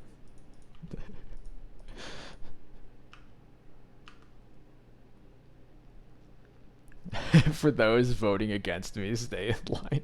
Oh my god. Oh, what a hoot. No red so far from my opponent. I also think it's weird that they're afraid to attack. There they go.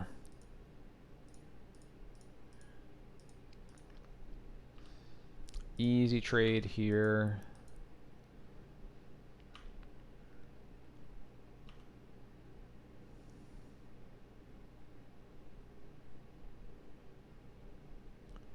Oh boy, not a Gear Seeker Serpent. That's bad. Another Frogmite. Chill out. Alright. We'll get that Frogmite out of there.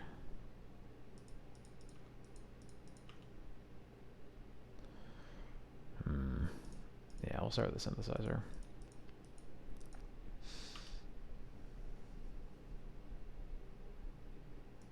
I will take the land, I suppose. Not moving the batter fist to inspect was a little sus. Yeah, I guess holding up the mana was probably not really meaningful. Dispatch has not been downshifted, no. Trust me, if Dispatch gets downshifted, you will know. I would be playing Dispatch right now if it was downshifted. Alright, what am I doing about this Gear Seeker Serpent?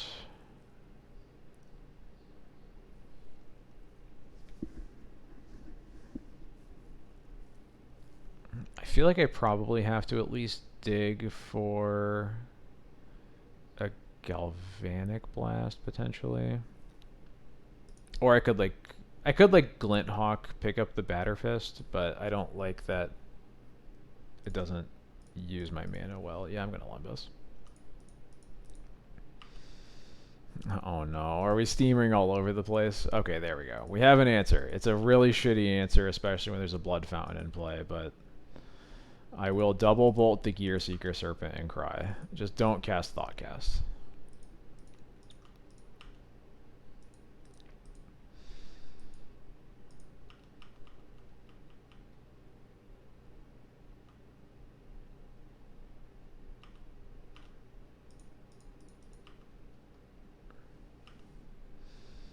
Yeah, so we should probably be at like 13, because that Frogmite should be in the graveyard.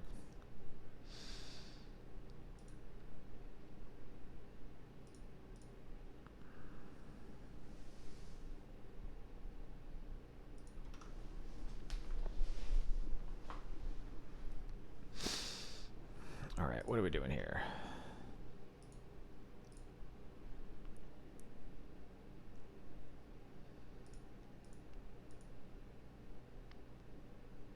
Can I afford to play Glint Hawk? Yeah, I guess yeah. I'm going to play Glint Hawk, pick up Batterfist.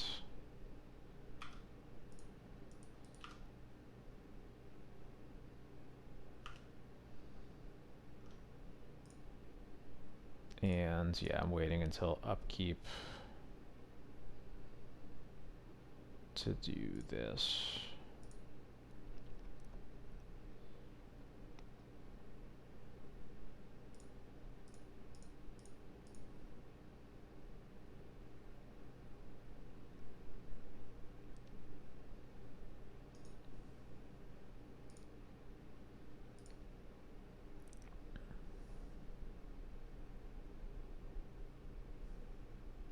And they can activate Blood Fountain if they want to, but then I just get to cycle the relic and it still doesn't do anything. And there we go. Okay. Whew. One crisis averted. Now I just have to, you know, win the game. Let's start with the synthesizer. Man, the whole gang's here. How's it going, everybody? Another relic, sure. Yeah, we are just going everywhere. I have to start attacking here, yeah.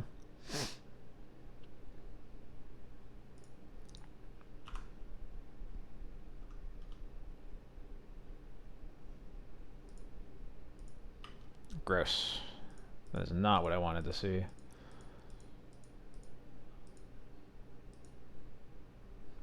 Mod is just me and Katie, yeah.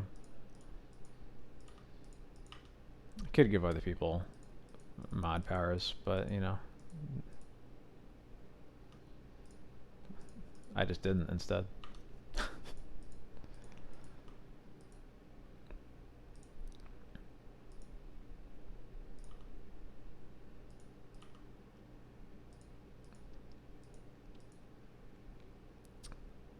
Well, that's fine. They aren't actually going to be able to activate it in time.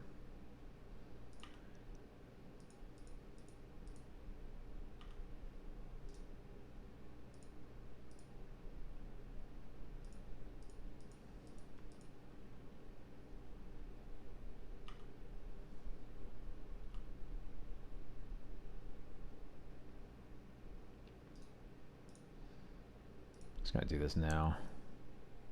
Forces them to use the blood token if they want to get the Frogmite back. Oh, Reckoner's Bargain. Okay. That also makes a certain amount of sense.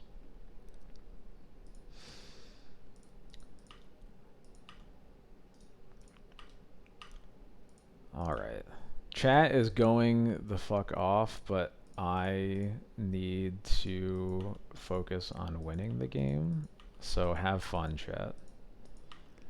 I'm not making a timeout toast channel point reward. That's on like every other channel, right? We don't need it here. I think that they are color screwed, but I don't know for sure. I don't think I've ever seen an affinity list that's just blue black.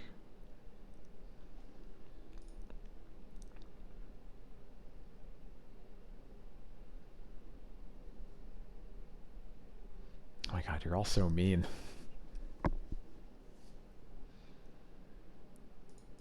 Alright, Ichor Wellspring's going off.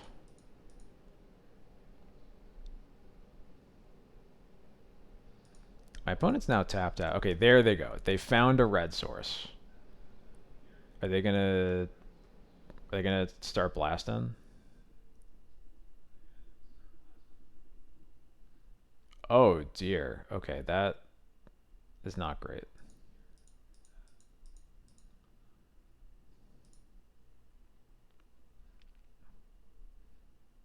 I guess that's actually sort of fine.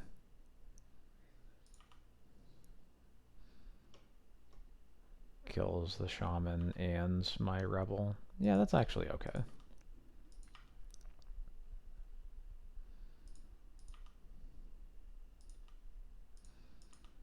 I go to 5. My opponent's still tapped out, so let's crack a clue. You'll love to see it. Alright. I am the one who started blasting.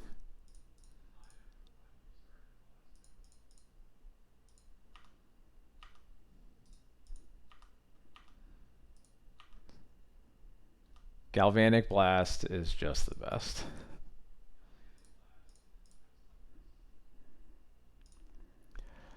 Okay.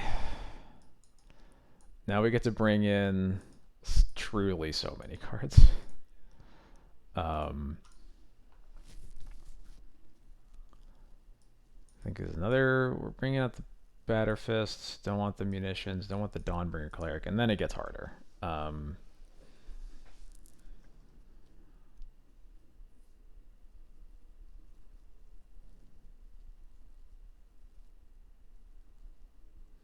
I am also tempted by Destroy Evil, but I'm kind of hoping that Dust to Dust does, and like Cast into the Fire, or no, because it's basically just Gear Seeker Serpent, right? They have Enforcer too, so it's like okay, but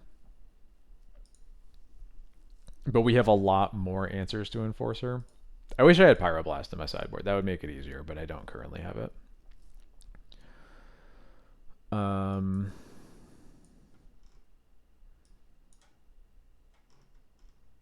These relics, I'm always confused about Relic versus Affinity because Blood Fountain is a really hard card to beat sometimes.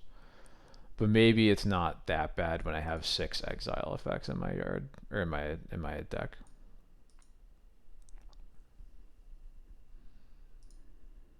Oh my god, are people wheeling and dealing to kill people in chat right now?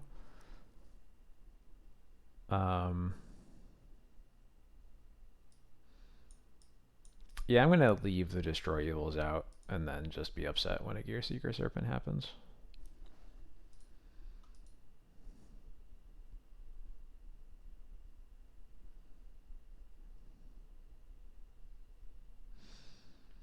The two equipments used, it was 2 copies of Barbed Batterfist.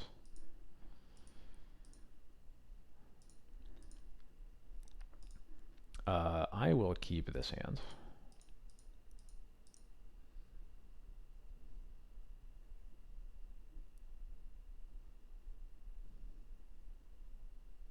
Sorry, yeah, Barbed Babberfist. That is the correct name of the card. My opponent's mulling to 5.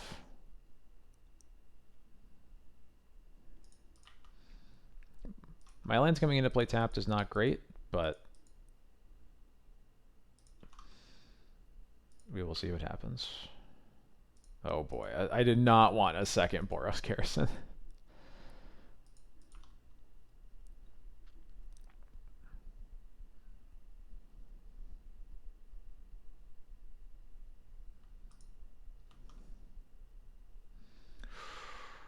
Oh boy.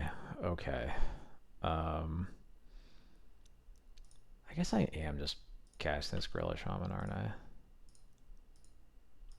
I really prefer to keep it for when I know that I'm going to blow something up, but like my hand, literally all it does is destroy artifacts, so the Gorilla Shaman is not actually that Okay, blue blast. Yeah, I think I'd rather the Gorilla Shaman get blue blasted than anything else.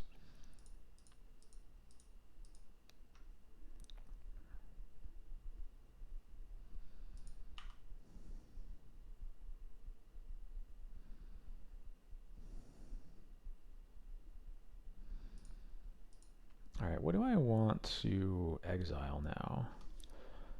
We might be casting sinkholes. Um,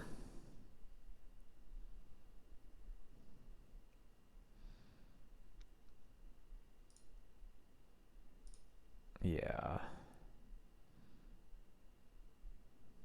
Exile target artifact to the Dross Forge Bridge. I guess I don't think that. Yeah, yeah, I'm gonna get rid of their black mana. Exile. Dross Forge Bridge. I don't want them to untap because that would turn on, what the hell's it called?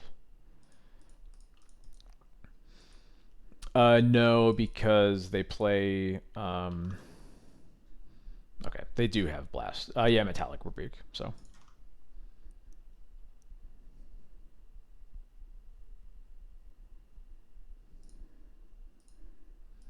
At least they did in the past. Maybe they don't anymore, but they certainly used to. Of course, they have Gear Seeker Servant right away. Fuck. I really want Pyroblast now, but I don't have it in my deck. They do play Reckoner's Bargain also, yeah.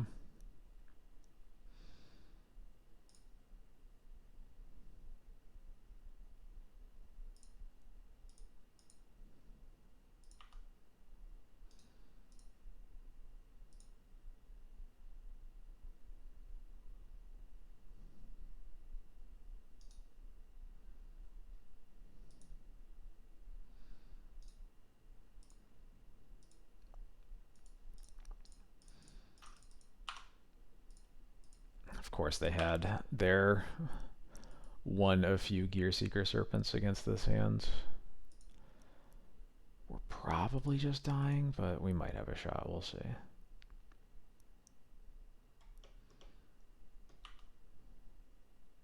Really need a blocker. Alright, Synthesizer, save me.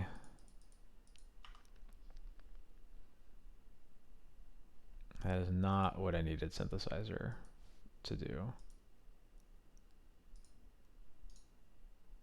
I am going to get rid of their black mana again.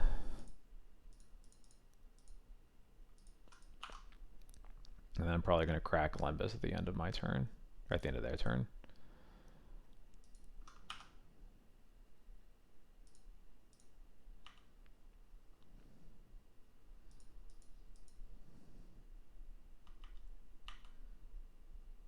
It's probably supposed to take away the red mana potentially. Because they could Galv Blast me for lethal now. But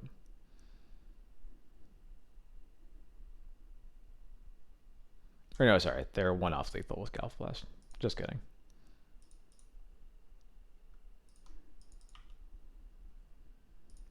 Mod Toast who's forever safe. Alright, cool.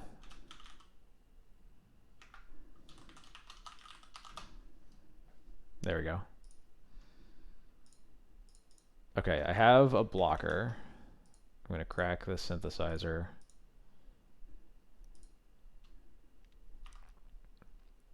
Give me something, deck. Glinthawk.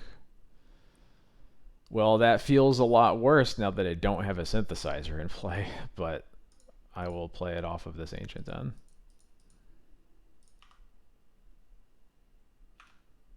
And this Galvanic Blast is nowhere close to Metalcraft, but we might double block plus Blast.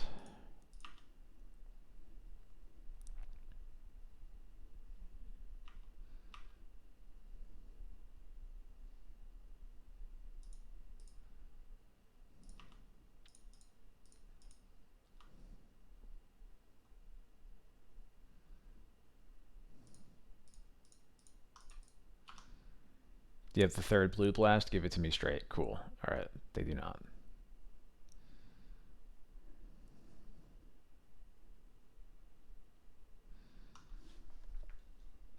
Come on, deck. Deck, I said come on.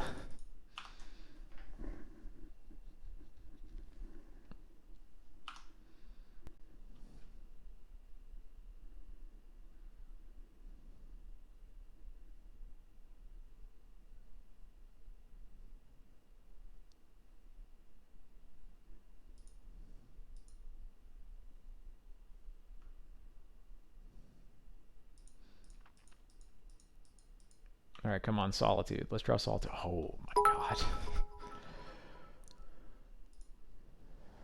Thank you, Mangork, for the 100 bits. For the hit? What do you mean for the hit? All right, do I want these Destroy Evils now? I maybe want Destroy Evil over... Oh, over timing, I'd actually got it. Maybe I can shave like a Lightning Bolt at least for a Destroy Evil.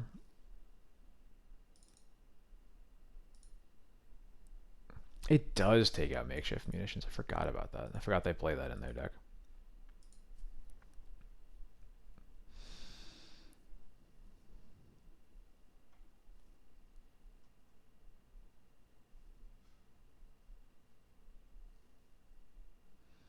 I'll cut one Inspector. Let's try that. I would like to play first. What is it with the hands like this? Why does this keep happening to me? This deck plays 21 lands. It's not that few. It has like all the cards that I want, which is making me which is like tempting me, but like we need to draw a lands like basically right away for this to work out.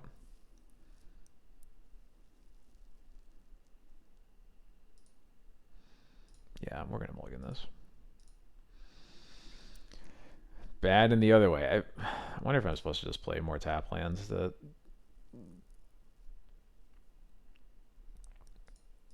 what I'm trying to say. I am wondering if yeah, I hope Synth works on turn 2 is the plan. Yeah. The older versions of this deck, they kind of had free mana anyway because they had Prophetic Prism and and for a while also had Astrolabe.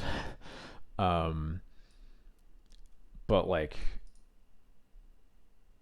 the likelihood of having just like Plains Ancient Den or Mountain Great Furnace is like high enough that I wonder if we're supposed to just play even more tap lands to make sure that we always have our mana.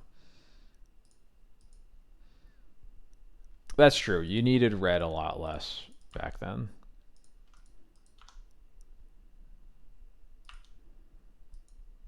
I should not have led with that. They have Monkey in their deck probably.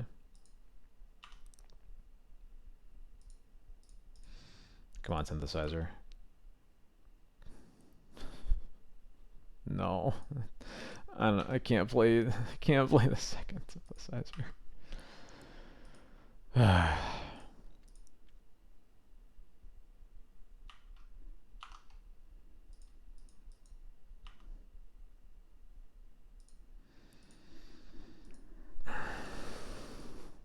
Come on. Please. I'm begging you. There we go. That was 3 cents in a row, yeah. Yeah, I guess the synth in play is probably better than, but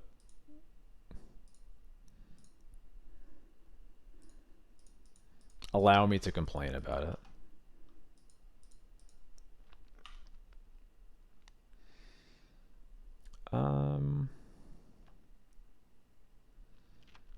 Do I want a Skyfisher here, or do I want an Inspector hold up the clue?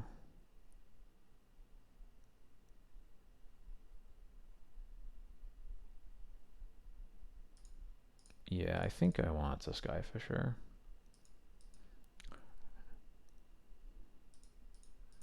Oh no, Rebuke. Annoying. Okay. Well, that was countering whatever I cast, so.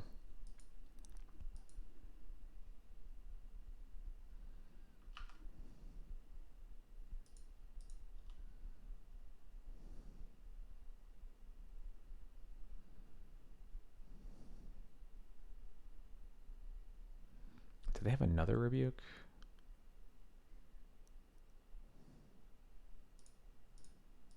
I guess we'll see. They don't. All right, cool.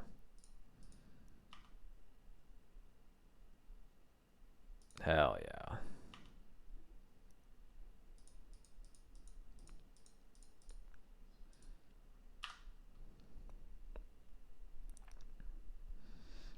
We are not tapping Den before Mountain. Uh, for vibes. I should, but it's not. Um, it's not likely to be a huge deal, but I should be doing that. That's what I'm trying to say. They disputed their Great Furnace. Okay. I should be using the Great Furnace mana because of uh, Gorilla Shaman for the same reason we use non-basic lands before basics because of Wastelands.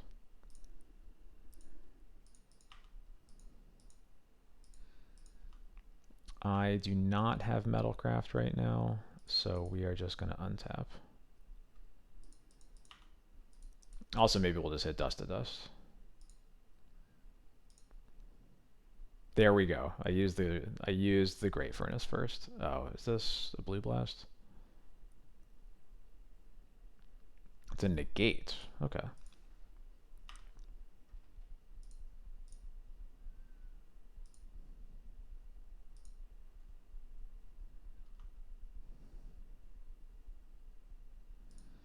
I think I just want to use as much of my white mana as I can. This also gives me the opportunity to just kind of just triple block the Mirror Enforcer potentially. I could Galv Blast it right now. It always feels bad when like a Blood Fountain is like inevitable, but maybe I'm supposed to just do it now anyway. They're only at 2 cards. They did just dispute, so it's possible that they drew a Blood Fountain and I'll just be sad, but I guess they only have the one Mirror Enforcer right now.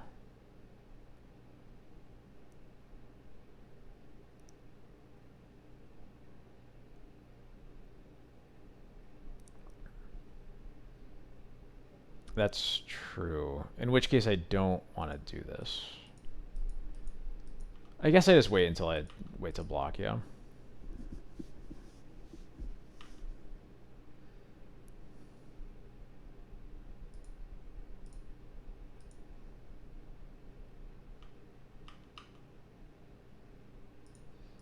They can kill at most 2 of these. I can live with that.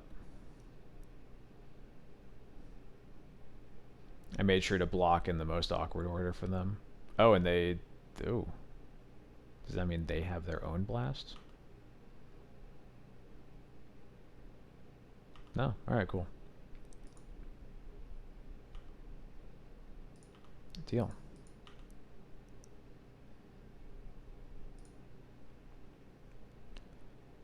It's time to go, squad. It's time to go.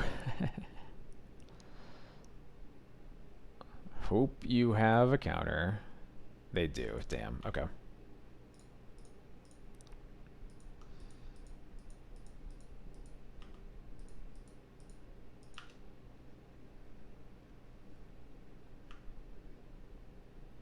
Yeah, the Mirror Enforcer trade, I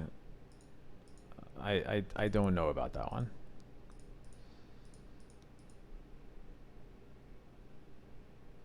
What is this? A deadly dispute. They sacked the treasure token? Yeah, okay.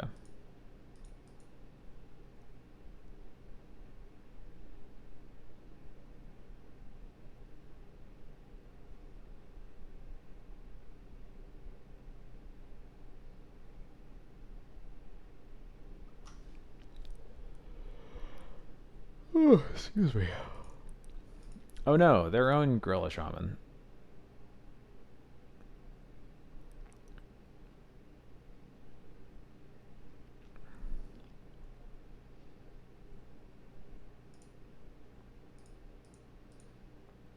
I just float that, right?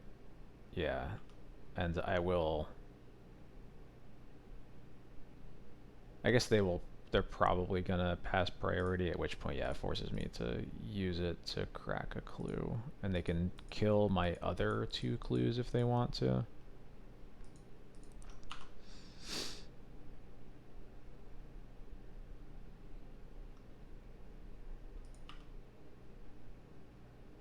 But now I just get to bolt this, and now I'll crack whichever clue they target in response if they do decide to do that.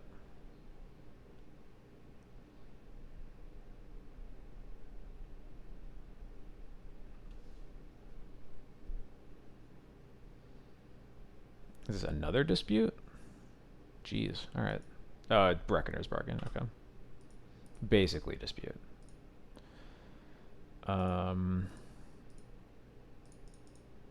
Yeah, I want to hit my land drops. Hell yeah, there we go. I want to max out on my mana next turn. I don't think the 1 damage from Abraded Bluffs is going to really make or break things here.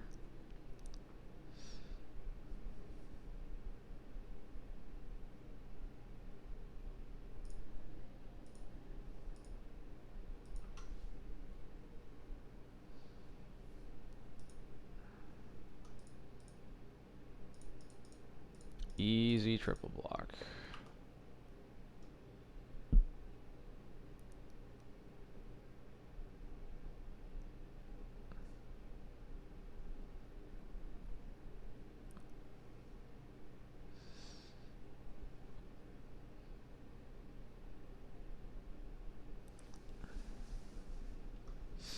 Yeah, they really do. Okay, there's the blood fountain.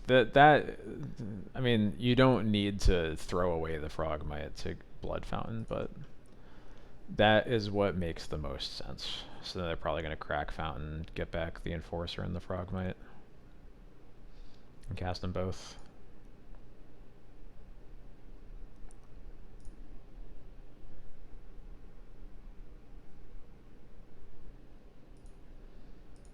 Pretty happy with any blood fountain that doesn't get back 2 enforcers, so this works for me.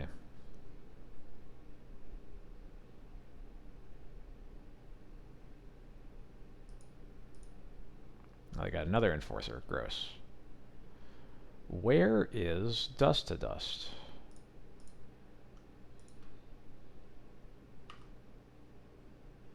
That's not Dust to Dust.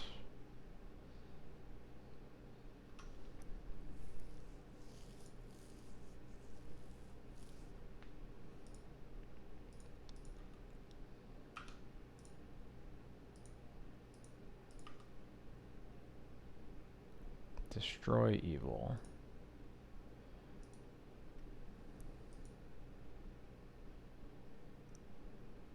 Alright, now I'm going to play the mountain. I will get rid of an enforcer. And then chill, I guess.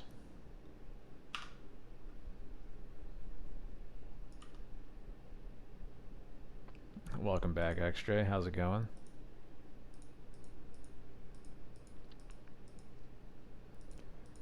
Blood token, Vault of Whispers. Yeah, okay.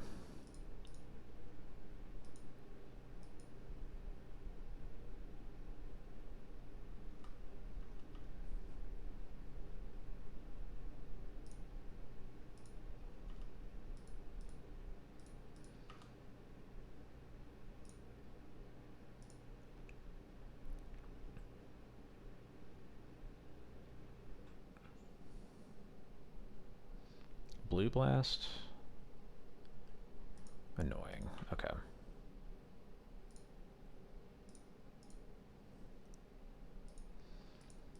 Alright, we are going to attack for 2 and crack some clues. After getting through 2 Blue Blasts, a Negate, and a Metallic Rebuke, and a Reckoner's Bargain, at this point we're just digging for the burn. We need to close the game out. They're not really pressuring us. I think that was literally the first life that had been lost by either of us, so... This is another dispute? Yeah.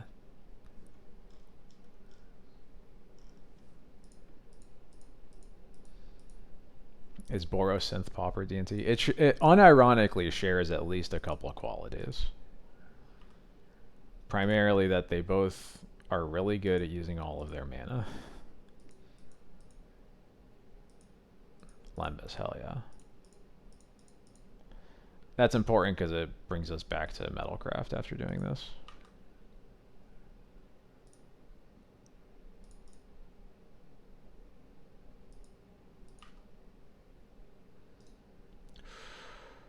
Yeah, we gotta keep that, right? I would rather have exiled Mirror Enforcers, but I mean, I'm gonna exile Dusted or Frogmites here.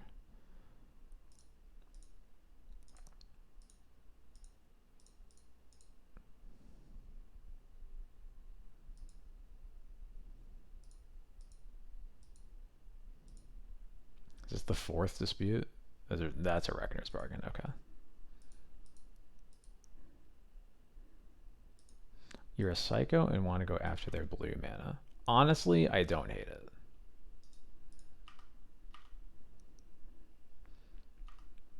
I mostly went after the creatures just so that we could finally start attacking.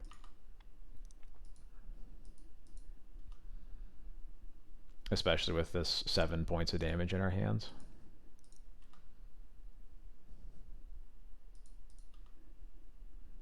But I don't hate where you're at.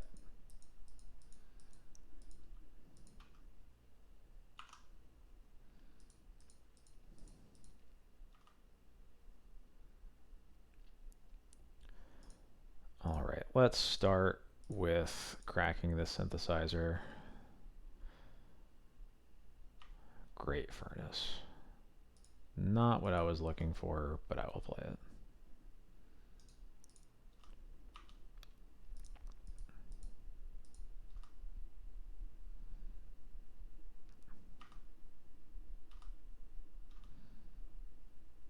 Actually, notably, that again brings me back to Metalcraft, so that's actually kind of fine.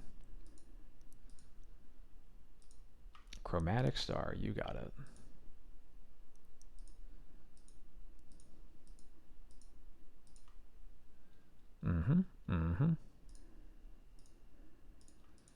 Thoughtcast, yep, they're drawing all the cards.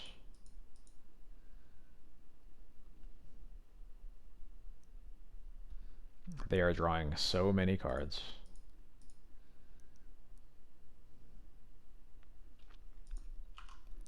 Holding up their mana, which makes me not confident that any of my spells will resolve, but I guess we'll see.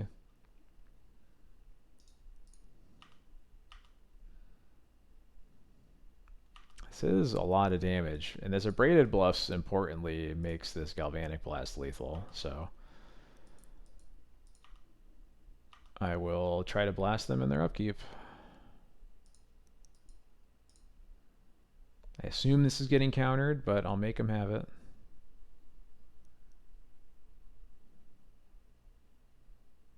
Blue Blast, sure, you got it.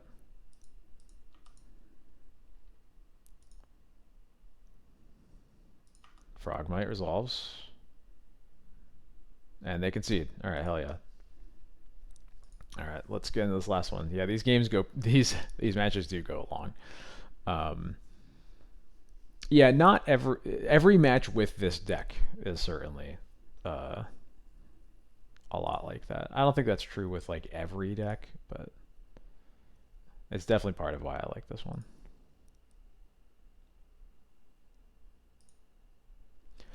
This one did Blue Blast me one last time, yeah. Oh, excuse me.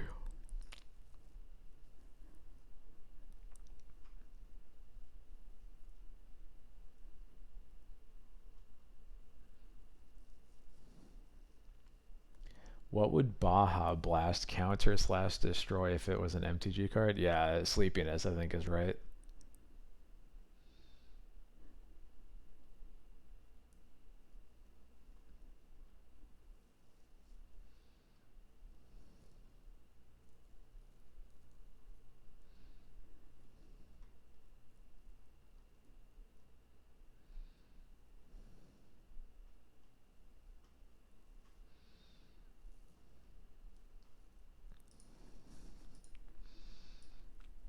Come on, Pauper players. Let me go to sleep. Someone show up.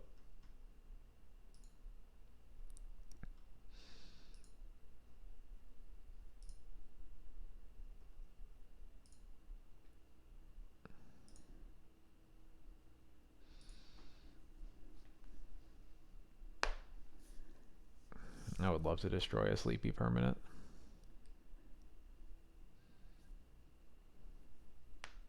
It's a really good question. Everyone should be playing Pauper on Memorial Day Eve.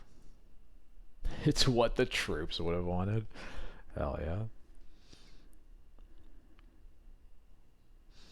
Only blue and red got blasts because they printed 2 and then realized there's no way to do this with 5 colors. And they were like, oh, I guess we shouldn't have done that. You could probably do like...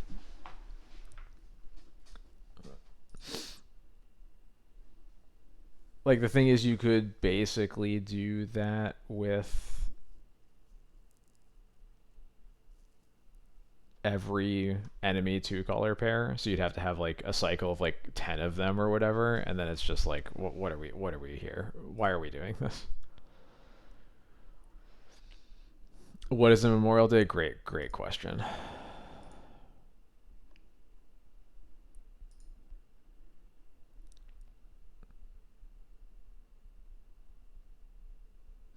Everyone leave out their Lembas for Pauper Santa. I sure hope so. I know we did.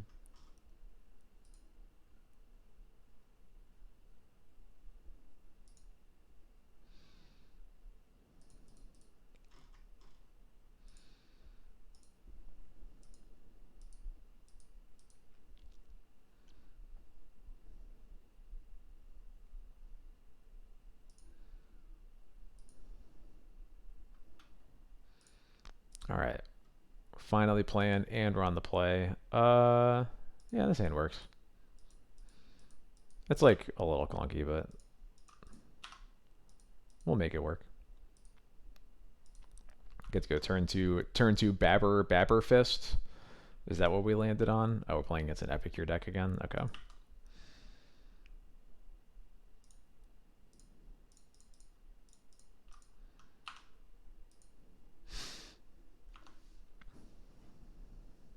Yeah, Magic is huge in the military. It's kind of crazy.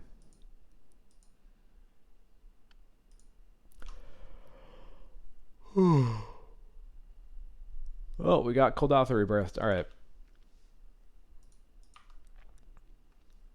I wish that I had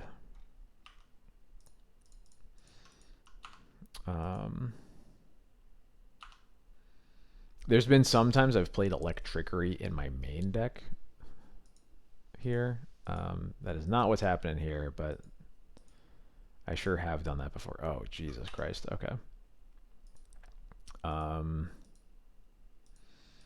Yeah, we got whacked. Yeah, I gotta block one of them. Blech. Can I get a white source, please? Yes, that is exactly what I want. Thank you. I'll pick up a Batter Fist, and then yeah, I was holding up this mana.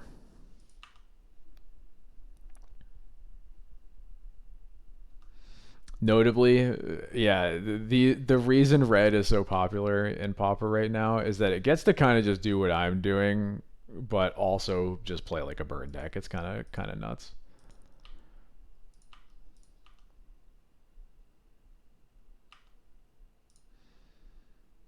I'm gonna hold this man, hold that burn spell. Let's crack a clue. Ugh.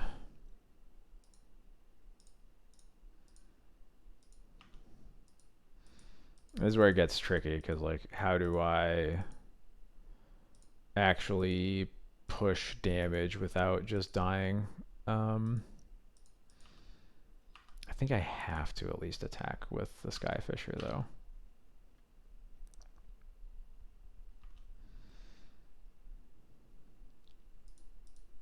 I think it is overall a good matchup. You have to find Lembas. It definitely feels better post board, but I think it's fine. Oh God. Okay.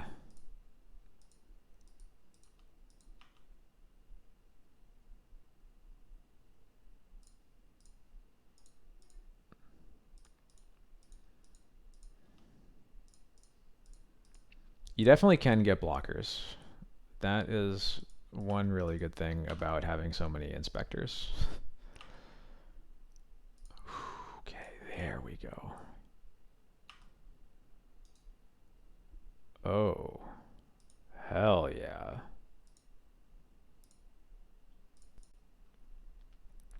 That is big.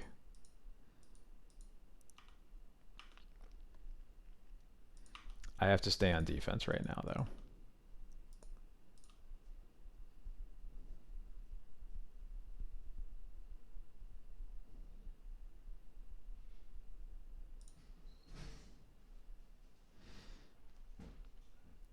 You know, the worst part is if I had one more mana, I could just let this, or I guess I wouldn't do that anyway, but wait, hold on.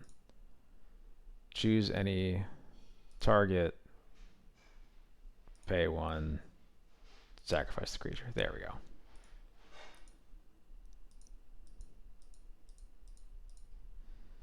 What I was going to say is I have multiple times copied a Chain Lightning. Oh, that doesn't have haste, though. Okay. I did target the Skyfisher the first time. Yeah, I was trying to fix it.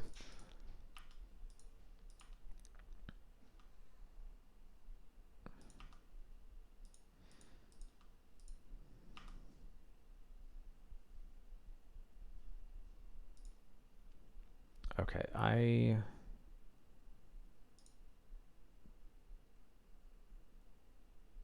guess I'll crack the clue first.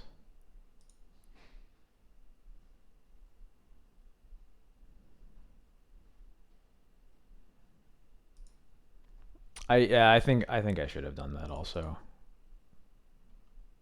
Okay, absolutely have to do that. I probably should have cracked the Limbus first, I guess. But I will pick up a Batter Fist here.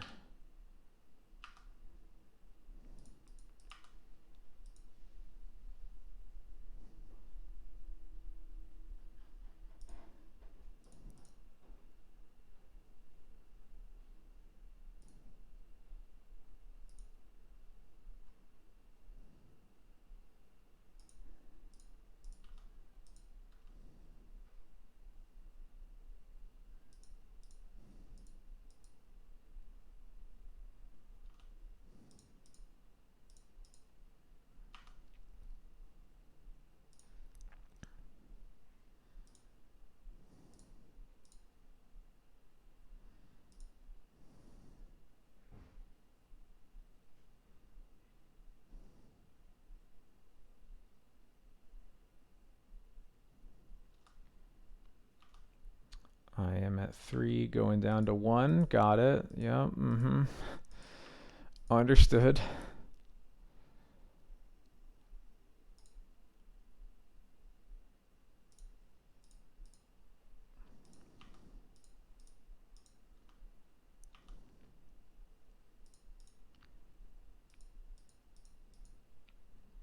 Yes. Yeah, attacking for 3. I can block both. Right, I block one, then throw a land or something at the other.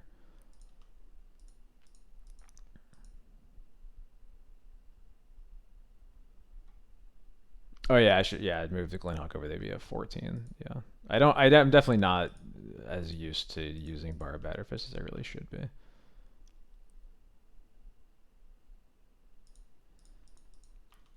Okay.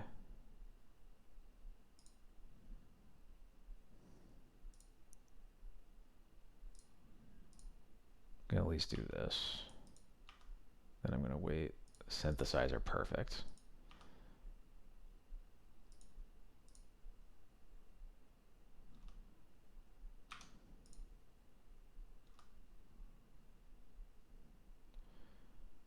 I don't really want a land. Well, I guess I'm getting a land. um,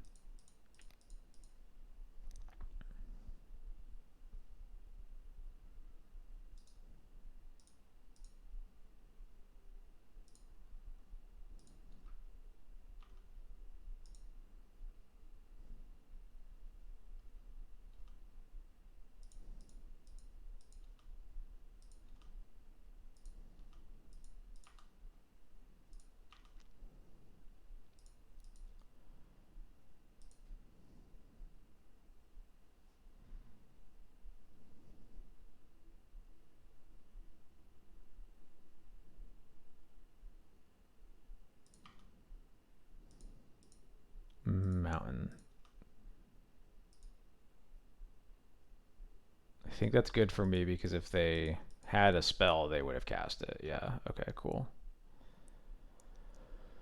That has menace, huh? Well, I think, or I guess, are we even blocking? Is it better to, it's probably better to just bolt it, actually. Or no, yeah, I just realized, yeah, double block ping face. Because this is, yeah, so I double block, hit them for 2, they go to 10, attack them for 5, bolts puts them down to 2, and then I have 1, 2, 3, 4. Yeah, we got it.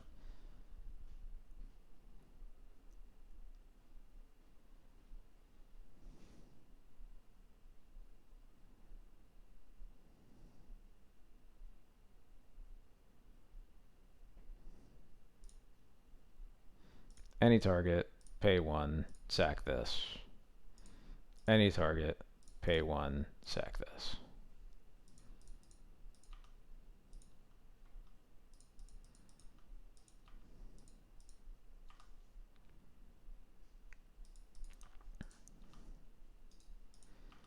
Attack for 5.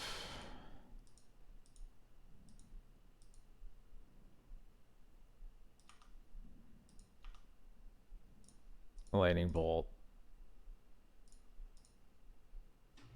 Sack. Ancient Den. Sack. I'll sack Synthesizer, doesn't really matter. They're dead. Cool. Okay.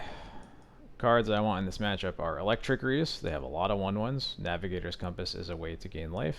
Dawnbringer Cleric is another way to gain life. Cards I'm less interested in. I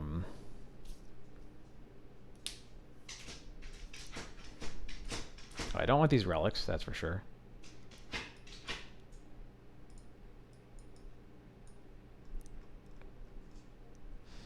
I probably don't want Batter Fists. I probably want at least like Cast into the Fire is going to be better than Batter Fist most of the time.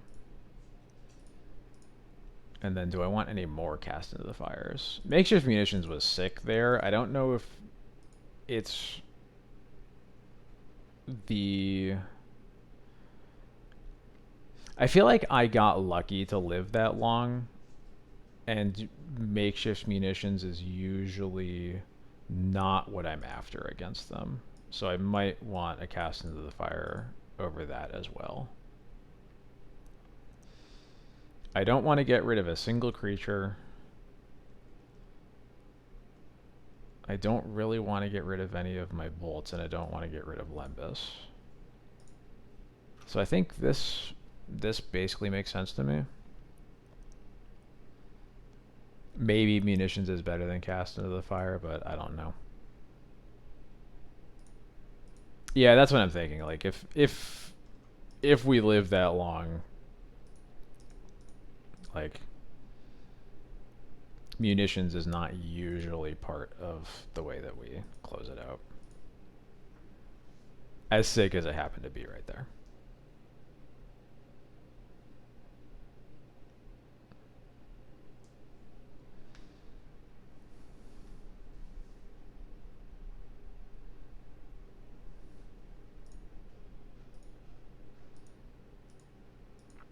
I like this hand a lot. It gets a lot of blockers in play really fast.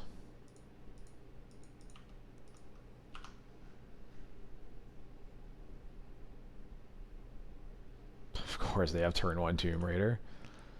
Well, shit, do I have to play Abraded Bluffs then here? Yeah, I do. Stupid Goblin Guide without an upside, or without a downside. Oh, Reckless Lackey. I didn't even know this was in this deck.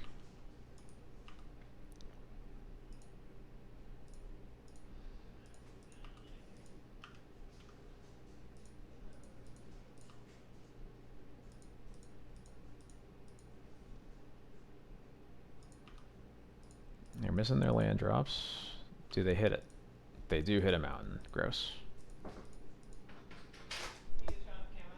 Yeah, 1 second. Not yet. Now it is.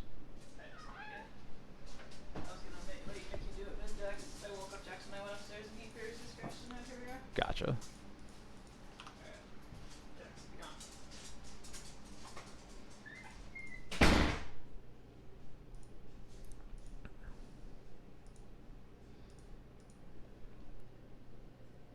Alright, I'm back. Inspector. You mean pick up the clue? Or am I misunderstanding what you were saying? I think this is going to be kind of an ugly synthesizer turn, but I'm going to try it out.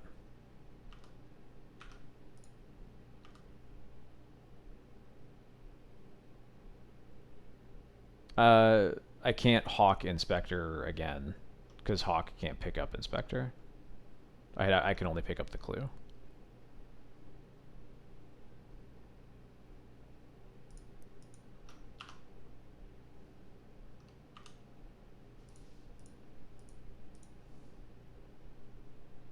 There we go. Figured it out.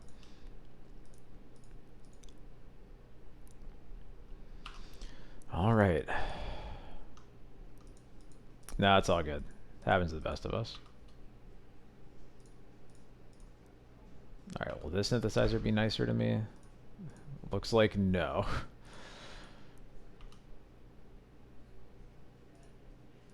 Okay. I am going to pick up a synthesizer here. I just want, again, just want blockers in play.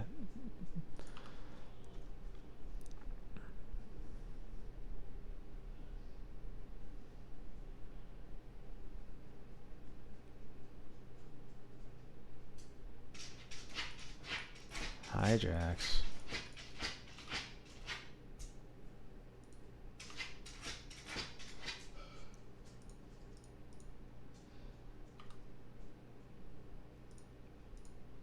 There we go. All right, we're getting somewhere.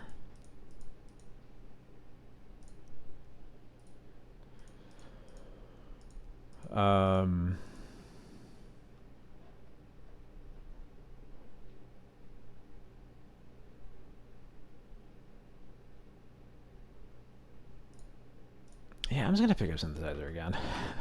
If we hit a land, it'll be feel really good. We do not hit a lands, but we do hit another blocker, so I'll take that. Will we crack these clues? Who knows?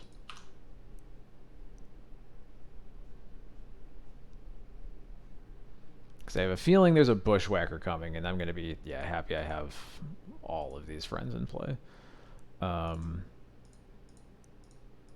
Obviously sucks to like lose all this, but I think it's better than the alternative.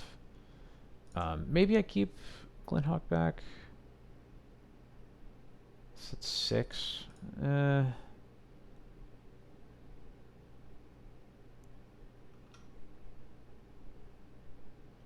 I'm going to gain 2. I'll gain 2 with it.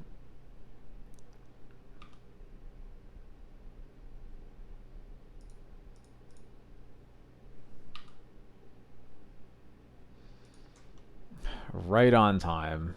It's actually like really bad here. Of course they have like, I guess the deck does have a lot more X2s now between this and Tomb Raider, but wow, that's annoying.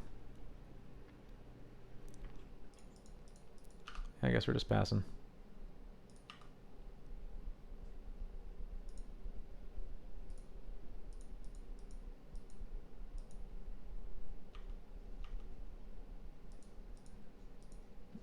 Yeah, I guess I'm cracking a clue for sure, so I should have just cracked it for a land, yeah.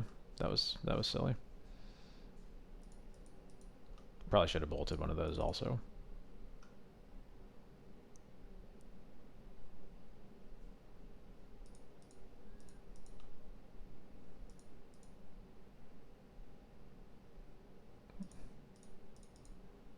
I sure am just dead. Okay.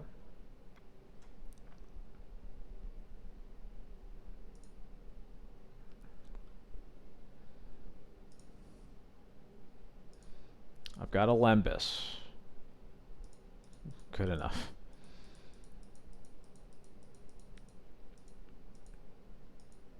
have to go turn 2 Lembas, turn 3 Glinthawk Lembas again.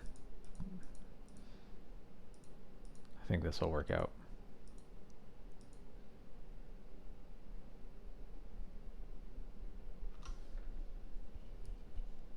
Not as good as a Inspector on turn 1 is really good in this matchup for reasons we've already seen, but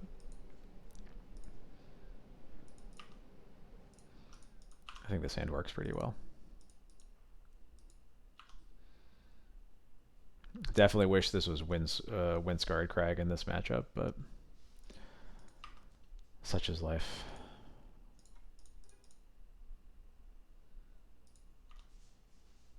I would love an Inspector, thank you. They just cast 2 lightning bolts to kill me at the end. Golgotha Rebirth. No second lands.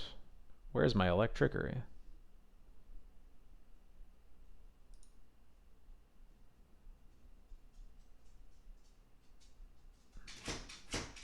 Hijacks.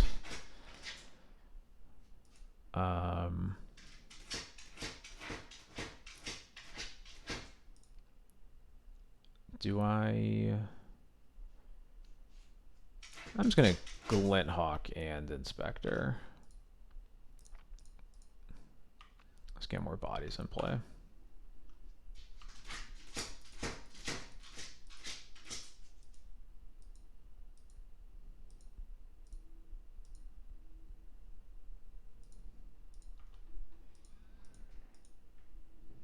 Okay, at least we are not getting... Ooh, Tomb Raider, they can't cast that. Hell yeah, still stuck on lands.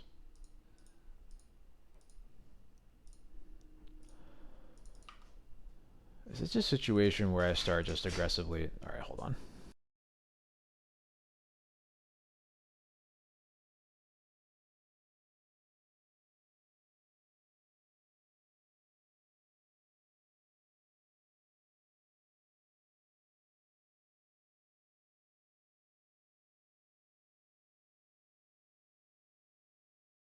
Alright.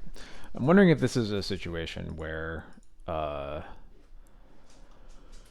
want to be bolting them. That feels aggressive, but I probably want to use my mana to at least get like something off.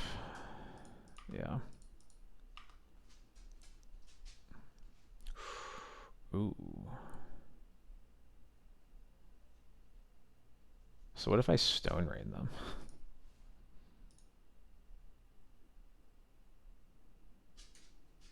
That's probably worse than killing 2 tokens, actually. Because I can't win the game that so soon after Stone Raining them that, like, those tokens in play won't matter.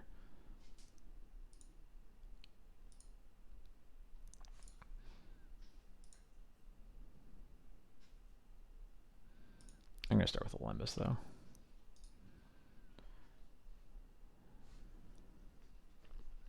I don't think that I need a land right now. No, I don't.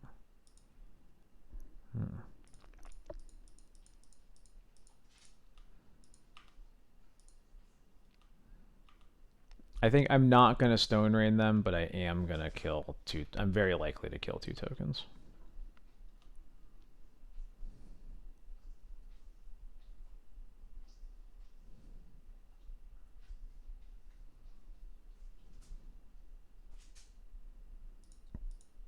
Okay. Yeah, they are definitely just desperate for the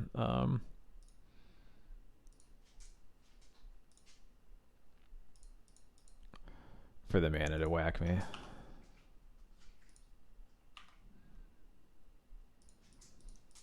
Oh, we are gaming. Let's go.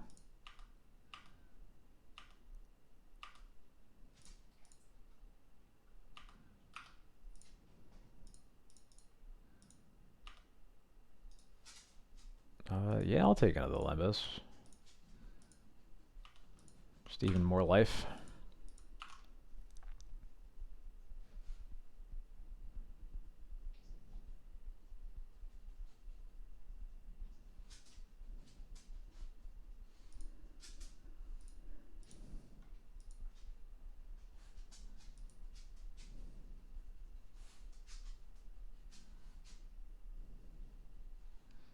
there is their second land.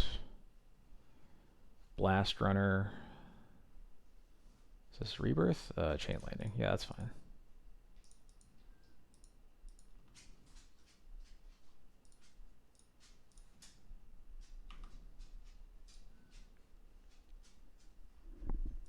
Oh, Jax, be careful.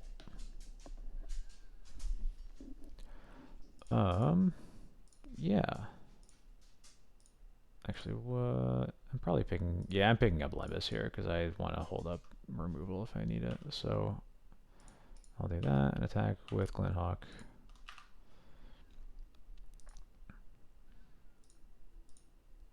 My opponent will be very close to dead next turn. Got 4 in the air, so that'd be 9 plus 7. Or they have Lightning Bolt. That can also happen. Another Lightning Bolt. Okay. I think I am fine to just take 2 damage here. Keeps my options open. Love to see it.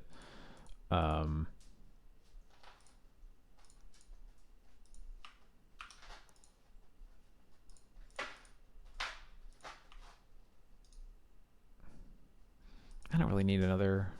Yeah, cool. That's more what I'm looking for.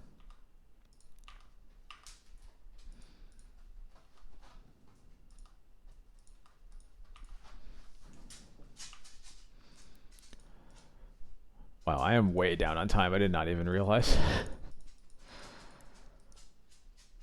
Okay, is that the 4th Lightning Bolt? No, it's just the 3rd. Okay. I will take 2.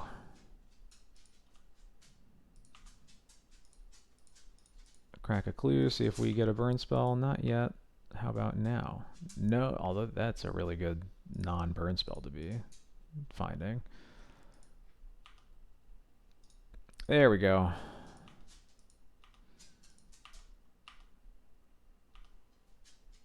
We've got 4. Goodbye, goodbye, and goodbye. I love this deck so much. Like I said, eventually your opponent just like explodes because you have 11 points of burn in your hands. But every time before that, you just get to play a cool value game. All right. So yeah, that is Pauper. For all y'all who have never seen it, it's fun. People talk trash about it. I think they're just nerds. I think it's fun. Playing with low power cards is cool.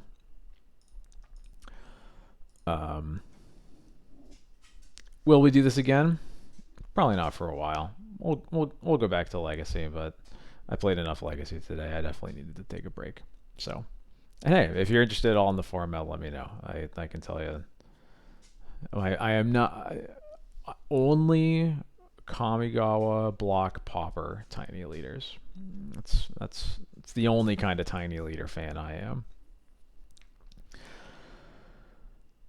So yeah, that is gonna do it for me. It's getting late, and I'm gonna get to sleep. So let me switch over. Ooh, Carisco, thank you so much for the follow.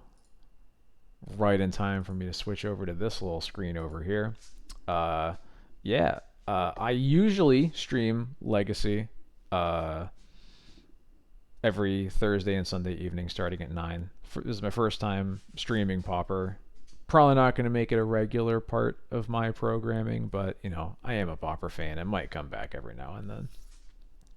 But yeah, you can usually find me playing some Legacy D&T every Thursday and Sunday starting at 9 Eastern. And these are all the other places in the internet that you can find me on Twitter, my Patreon, where I have a lot of Arc Beetle. Thank you so much for the follow as well. My Patreon has a lot of content for Legacy D&T players. You're here on Twitch, and if you missed any of this and want to catch it, my YouTube has VODs for all of my streams, and the one for this one will be going up overnight. But speaking of night, it is time for me to go to sleep. Thank you everybody for hanging out. I hope you all have a great night, and I hope I see you next time.